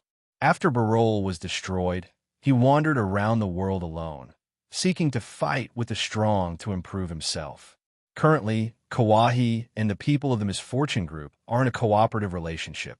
The Misfortune Group is doing evil everywhere and is bound to face strong enemies.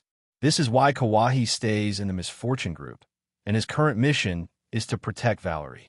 The Dragon Emperor is coming for a fight, Kawa said as he got ready.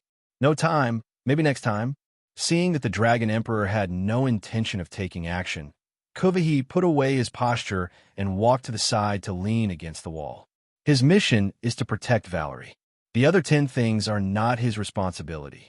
Nangong Long walked to the center of the courtyard and looked at the girl in front of him. He felt as if he had seen her there before.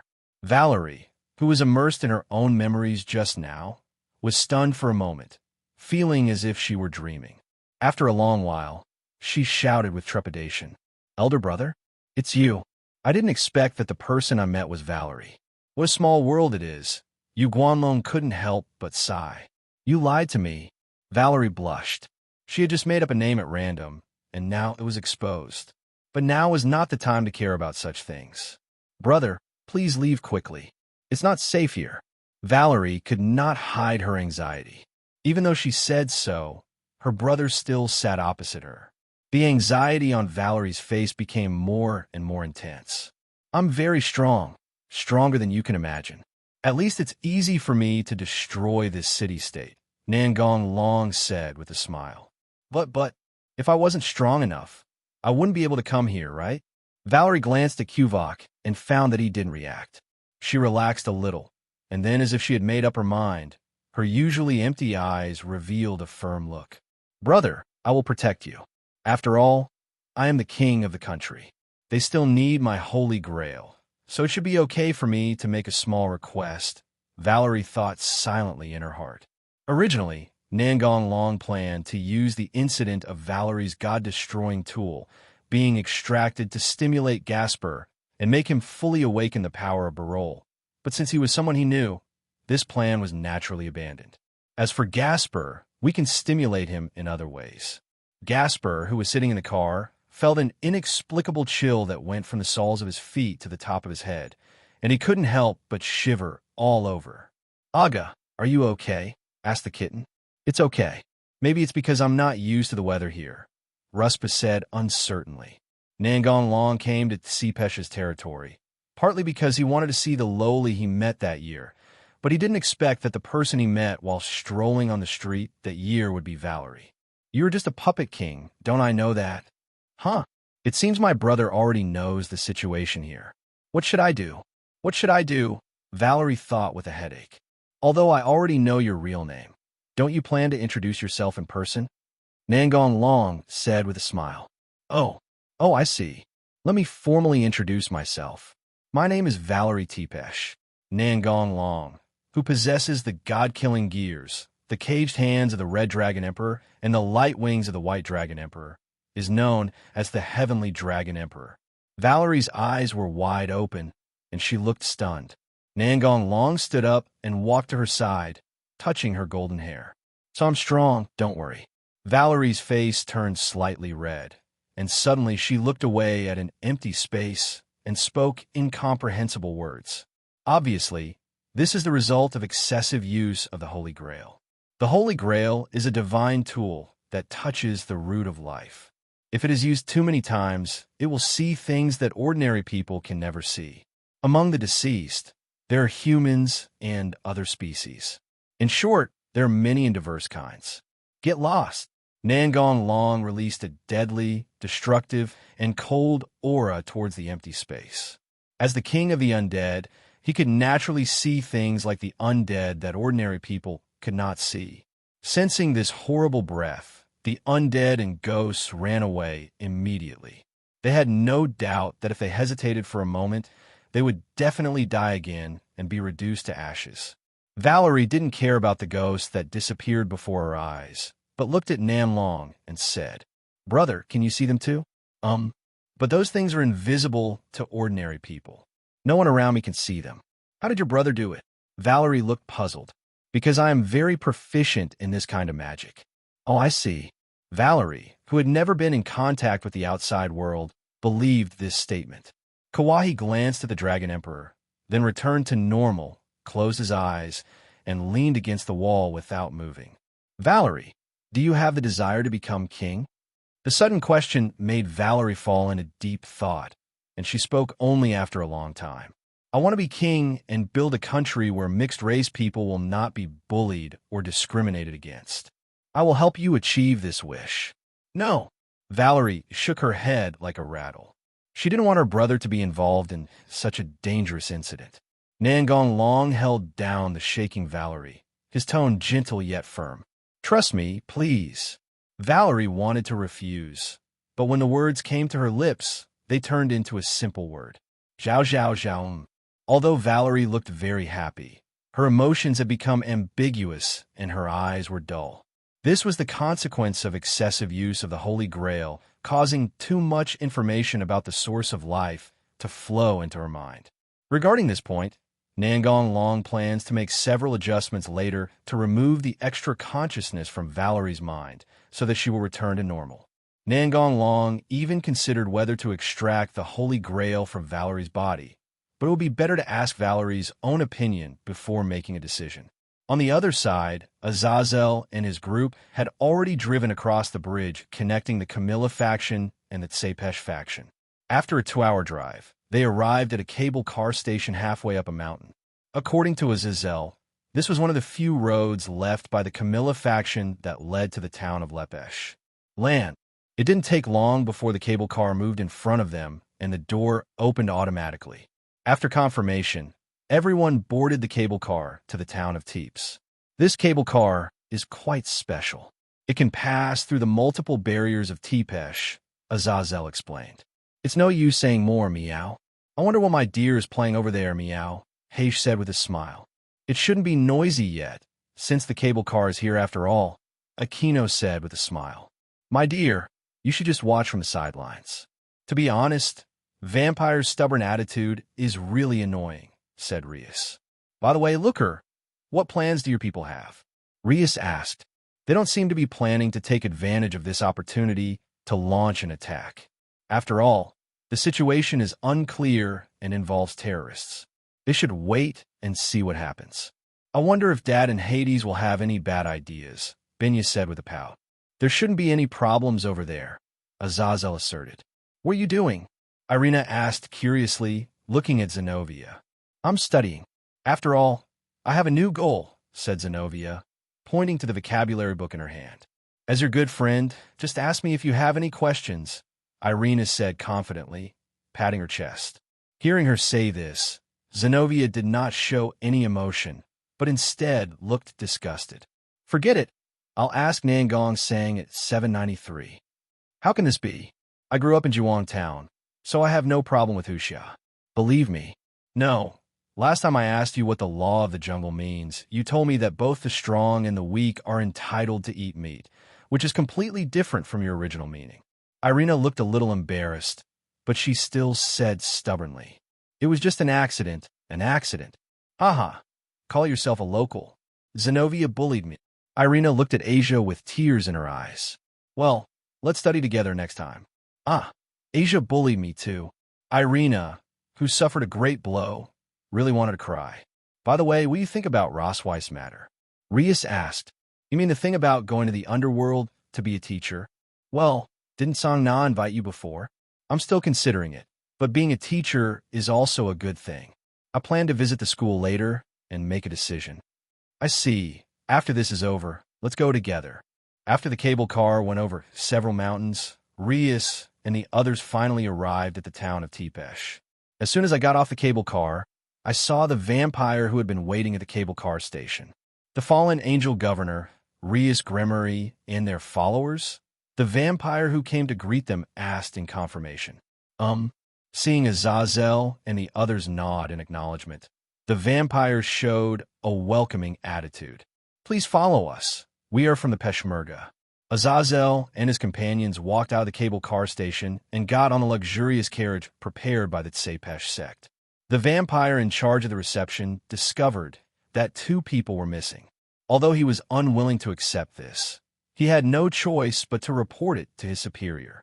Looker and Benia quietly left for the city to confirm the retreat route and met with Elm, who had sneaked into the town.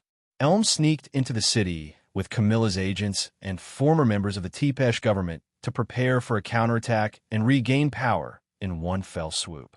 The people of Camilla's faction were in high spirits because they had found a clear target for revenge.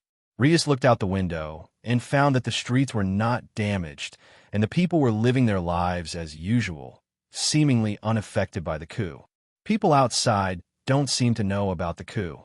He probably bribed a lot of high-ranking people, and with the help of the disaster group, he carried out minimal rebellious activities, said Azazel. I always feel like something bad is going to happen, Rias said with an unhappy look on her face. Take it one step at a time, meow. Don't make that expression. Be careful or Darling won't like you, meow ha, Hayes joked. Oomph. Rias glared at her and felt much more relaxed. Hayes didn't care. They just quarreled for no reason. After getting off the carriage, everyone stood in front of the huge double door, on which were carved lifelike reliefs of monsters. Please come and meet our new king, said the soldiers on both sides of the gate, and then pushed the gate open. Azazel took the lead and stepped onto the red carpet on the ground, followed by the others. There were unexpectedly few people in the palace, only a few soldiers and a few nobles in medieval costumes. Valerie, who has blonde hair and red eyes and possesses the beauty of both a vampire and a human, is sitting on the throne. Welcome everyone, I am Valerie Tepesh, the new king of this country. Valerie looked much better, and her eyes were not as distracted as when Nangong Long first saw them. It turned out that after talking with Valerie just now, Nangong Long used magic to clear out a small part of the unnecessary consciousness in her mind.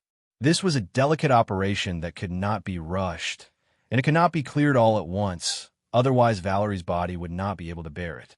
Marius Tepesh felt that Valerie was a little strange today, but he did not think much about it.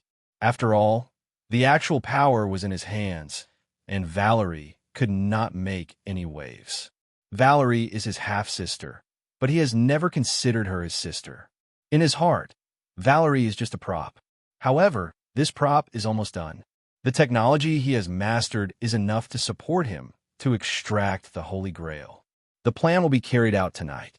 There is no doubt that the arrival of Azazel and others has brought him a lot of pressure. He plans to control the Holy Grail himself and obtain the real immortal body. Gasper, you've grown up. With asterisk, Azazel frowned and looked at the man standing near the throne and said, You are the real mastermind, right? Maliuz gave a twisted smile. That's right. Let me introduce myself to you. I am a member of the royal family, Marius Tepesh. Azazel took a deep breath and said, You should know that we have met Camilla's people. Even so, you're still willing to meet us. What are you planning? Whether it's you, Camilla, or other forces, we all intend to negotiate in a friendly manner. This is the new government's nickname. Maliu's tone was full of malice. Why do you rebel, and who is supporting you behind the scenes?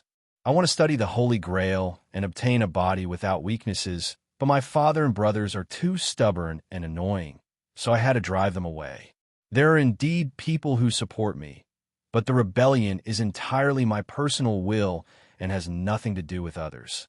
Maliuz said indifferently, Your Highness Maliuz, how can you say such a thing in this situation? That's right, it would be terrible if it was considered as our collective idea. That doesn't matter what happens. If it doesn't work, you can remove me from my position as Prime Minister, said Marius indifferently. Zenobia took out Durandal from the alien space and pointed it directly at Maliuz. Kill him. He's a nuisance if he stays alive. Rias quickly stopped Zenobia. No matter what, he is the Prime Minister. It will be very troublesome if we kill him. I will fulfill your wish. From now on, Maliuz is no longer the Prime Minister, and all of you old guys will be dismissed. From this moment on, I am the king of Tepesh, the real king, and anyone who resists will die. Valerie glanced at everyone under the throne and said domineeringly, Is this enough? I'm so tired. This is really not suitable for me, brother. Marius, who was about to call his bodyguard to come out, was stunned, and everyone else present was also stunned. Azazel and the others did not expect that Valerie, whom they thought was just a puppet king, would make such a powerful statement. Maliuz looked at Valerie on the throne with a ferocious face. Do you know what you're talking about, Valerie? Call me Her Majesty the Queen. Are you crazy? You've overused the Holy Grail, and you've lost your mind. Several other noble vampires shouted. Valerie glanced at them. I'm awake. If you don't want to die, shut up, you rubbish. Ah, I can't take it anymore, brother. I can't hold on any longer. Gasper's eyes almost popped out of his head. Was this still the Valerie he knew? He began to doubt his life. What a domineering queen, meow, Hage said with eyes wide open. It's very different from what it looked like at the beginning. Is this the legendary cute contrast? Irina muttered, having learned some strange knowledge from somewhere. Is it a side effect of the artifact? It doesn't look like it, said Azazel. Be prepared. We will take action if they try to hurt Valerie, Rias whispered to her followers. Maliuz snapped his fingers, and Crone Kuvok, wearing a black coat, appeared in the palace and leaned against a pillar, looking at the man with blonde and black hair before them. The Lias also felt a heavy pressure. He's the only one who feels completely different, Kiba said in a cold sweat. He doesn't look like a vampire, Hage said. If he was involved in the coup, it would make sense why the vampires were defeated so quickly. Zenobia wiped the sweat from her cheeks. I can't win, the kitten muttered. Fenrir, who was hiding in Rias's shadow, also showed up with the appearance of Kewok, staring at Kewok fiercely. If the other party showed any intention to attack, it would immediately change into wolf form. Kewok glanced at Fenrir and ignored him. If he had met Fenrir before, he would probably have fought him directly, but now he had someone he wanted to fight more. This is why I can be so arrogant, said Maliuz with a smile. Although he was very annoyed by what Valerie said, he also knew that if he had taken action directly just now, Azazel and the others would definitely intervene to protect Valerie. To be honest, Maliuz didn't have much confidence in expecting those vampire nobles to stop them. So he decided to call his powerful bodyguard to teach Valerie a lesson first. It seems that in order to make you realize your situation, props should be treated as props. As he said this, Marius was about to step forward and grab Valerie. Just when Rias was about to let Fenrir hold Kuvok back while she and the others dealt with Maliuz and those nobles, something unexpected happened. Maliuz's figure flew out diagonally and hit the pillar of the hall. The person who knocked him away was actually his bodyguard, who gave him the confidence and arrogance. Rias was a little confused. What was going on? An internal conflict? Those vampire nobles also stood there in a daze. Maliuz struggled to stand up. His expression became more ferocious, but fear was deep in his eyes. He had seen how strong Kuvahi was, and his father and brother had no power to resist him. He couldn't understand why Kawahi did this. He was clearly in a cooperative relationship with the disaster group. Could it be that the man was planning to tear up the agreement? When Maliuz thought of this, he couldn't help but feel cold all over. Damn, could that person want the Holy Grail? However, he immediately rejected this possibility. If that was the case, that person could have taken the Holy Grail directly from the beginning, and there was no need to wait until now. At this moment, Maliuz guessed many possibilities, but he overturned them all. Unable to figure out the reason for Kuvok's actions, he decided to speak and test it. Crone Kuvok, what do you mean? Azazel's pupils shrank instantly. Crone Kuvok, the strongest evil dragon. Just wait and see for now. That man is the strongest evil dragon and will be difficult to deal with, Azazel reminded in a low voice. Rias and the others nodded to show that they understood. My job is to protect her, that's all. Your mission is to protect me. Do you want to terminate the cooperation? No. Cooperation is just your wishful thinking, you idiot. Nangong Long, who suddenly appeared in the palace, looked at Meliusi with amusement in his eyes. Long sang, Darling. Rias and the others shouted excitedly. Seeing him appear, Valerie also breathed a sigh of relief. After talking with Valerie, Nangong Long said a few words to Kuvok and went to the town. He planned to find the former king of Tepesh. However, he searched the memories of several members of the former Tepesh government who had sneaked into the town but found nothing. It seemed that they were scattered when they escaped. Zero request flowers. I had been planning to take advantage of the chaos to kill the king, but now I don't have time to look for him. I'd better wait for him to come to me later and then kill him. Moreover, he did not sense the presence of Euclid and Lizavim in the castle. Perhaps Euclid's defeat last time made them cautious. After all, the resurrection of the evil dragon was still in the adjustment stage. Most likely, they evacuated in advance when they heard that Azazel and the others were coming. But it's better this way.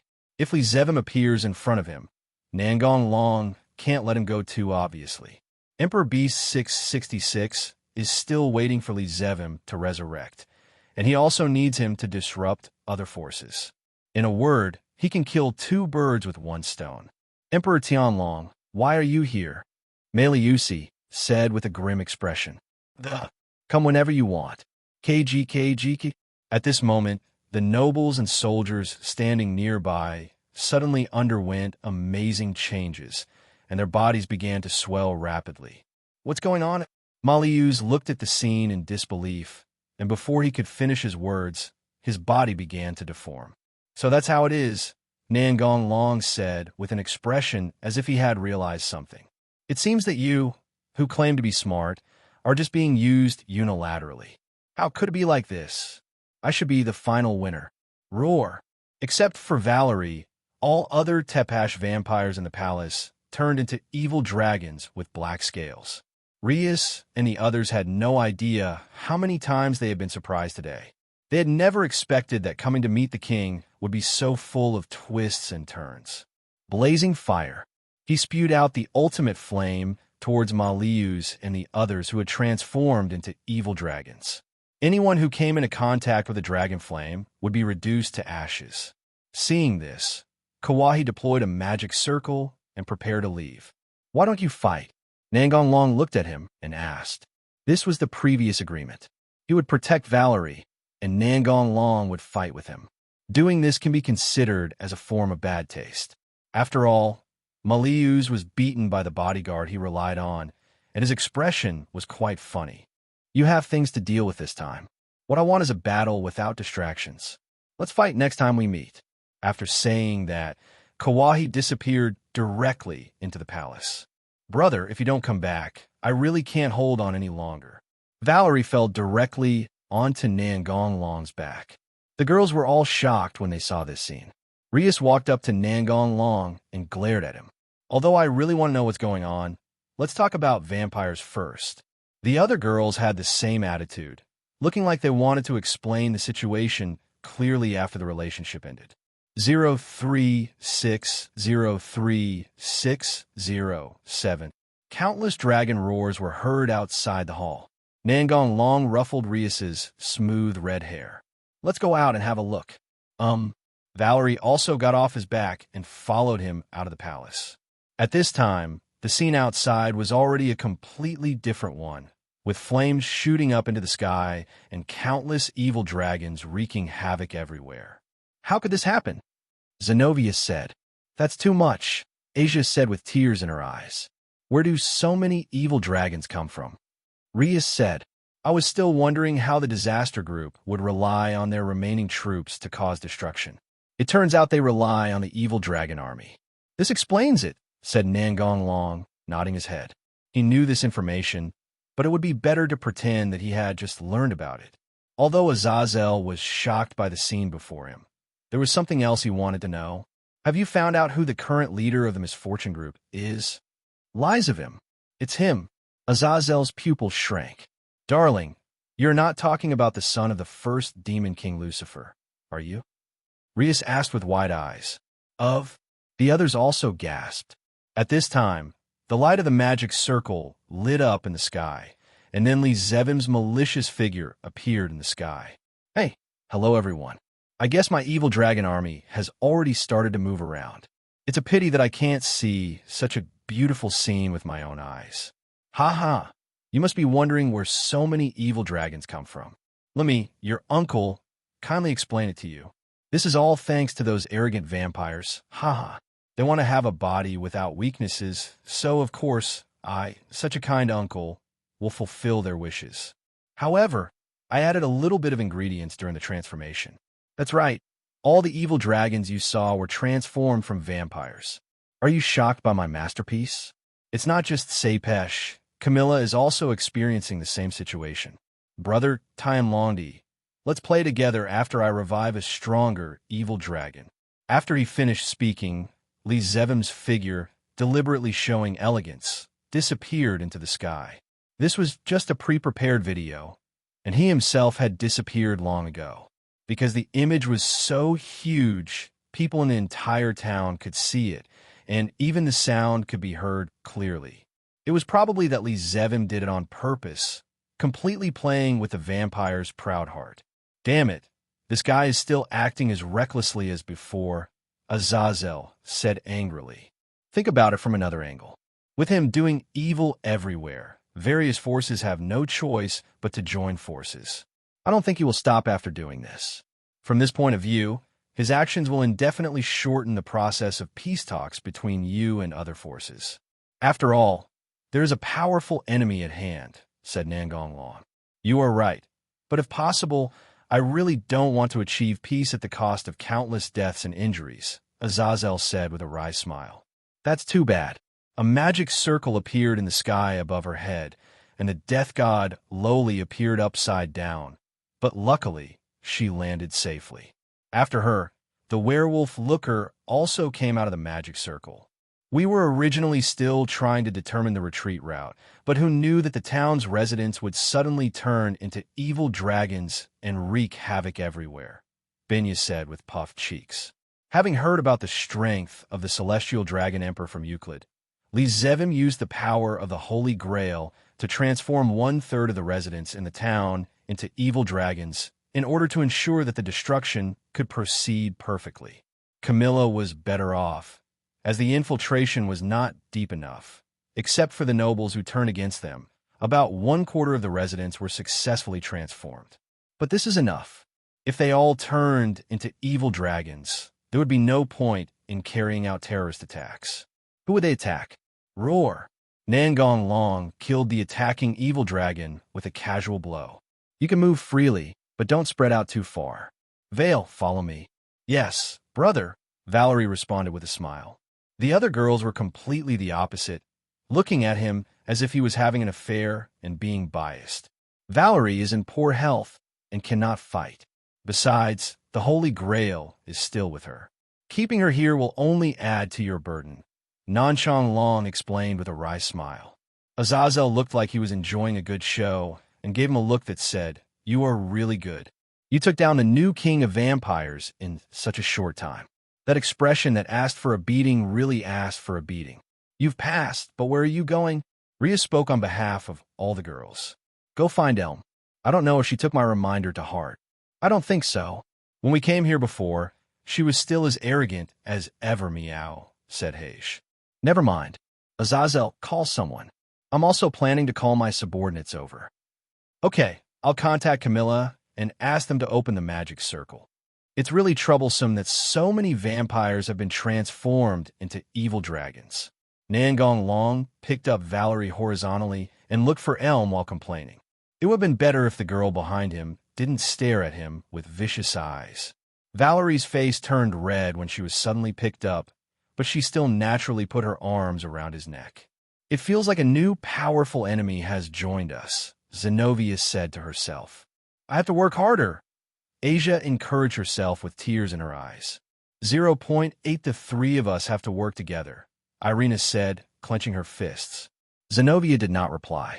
She already had a new plan, and after this incident, she would implement it as soon as she had the chance, and she would have to show an indomitable spirit. Ah, it doesn't look like we just met, Aquino said with a smile.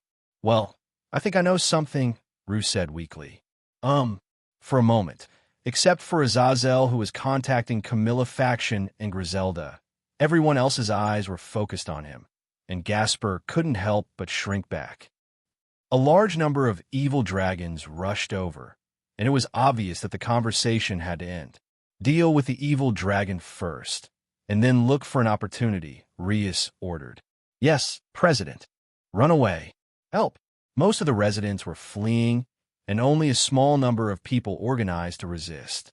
There was nothing they could do about it, as ordinary vampires had no way to deal with the evil dragon.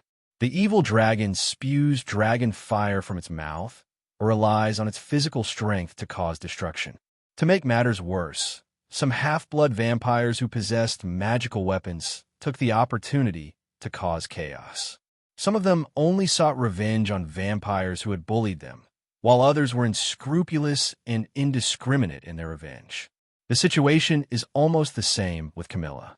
How could this happen? Elm sat on the ground with a dazed look on her face. She had been in this state since Lee Zevim's image ended, and she was oblivious to the scenes of people running around. Apparently her luck wouldn't last forever, because two evil dragons swooped down towards her from the sky. "Hey, are you trying to kill yourself?"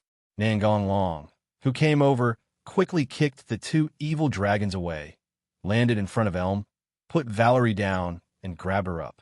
"Why did you save me?" Elm asked stupidly. Why so many whys? At this moment, Elm suddenly remembered something, grabbed Nangong Long's arm, with a helpless expression on his face. "Please help me, please. I know you don't like the attitude of vampires, but I'm willing to do whatever you want me to do." Nangong Long touched his chin and said, "Are you sure?" "Yes." Elm nodded firmly in response. "Then be my maid for 3 months. "Good. Don't rush to agree. I mean a maid who can satisfy the master's every need. Who knows, I might do this or that to you." Elm blushed and nodded slightly, regardless of her shyness.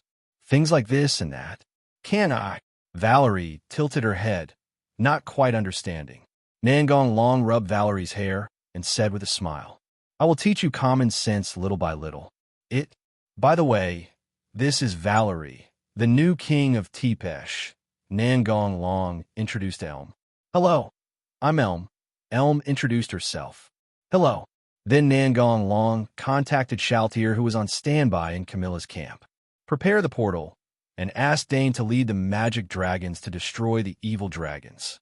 "Yes, sir."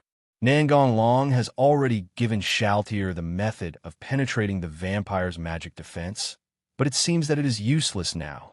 The damage over there is quite severe, and coupled with the need to transfer the Heavenly Joker cards over, the magic defense is no longer that strict. "Elmer, I want to add one more condition. No matter what you hear or see after you return home, you are not allowed to think too much about it."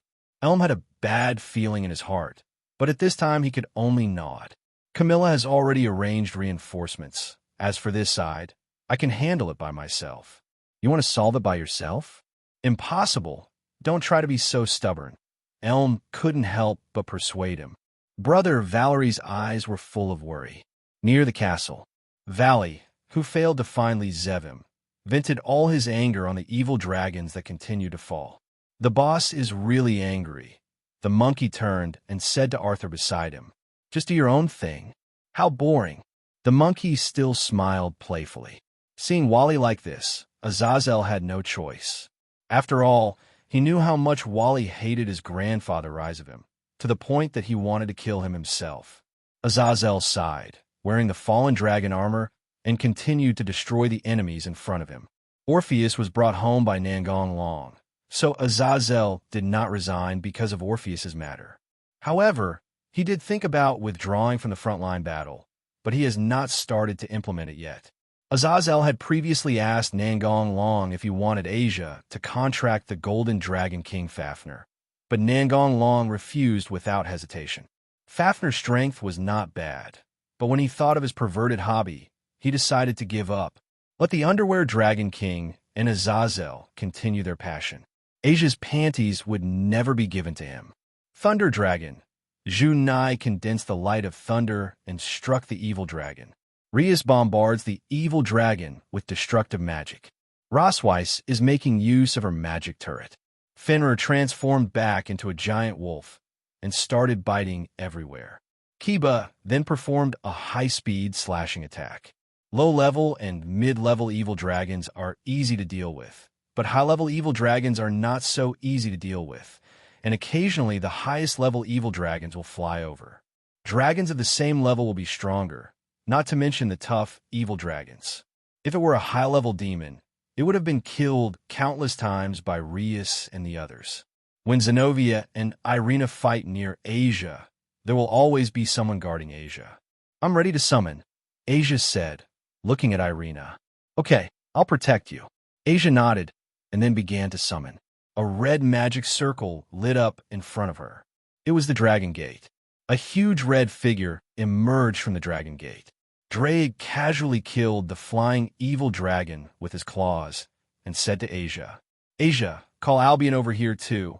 He's still waiting over there." Okay, Mr. Drake," Asia replied nervously. "Nangong Long and I are partners and friends. You don't have to be so nervous. We agreed to sign a contract with you before." Drake's deep voice echoed in everyone's ears. Okay. Asia nodded, still feeling nervous, and then opened the gantry again to summon Arubian. Evil dragons. Apart from their large numbers, their power is not that great, said Alubian as he looked at the evil dragons filling the sky. Then he lowered his head to look at Asia. "Hello, Asia."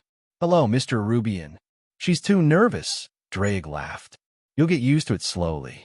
"By the way, how about we have a competition to see who can kill more," said Arubian. "Come on." Drake certainly wouldn't back down.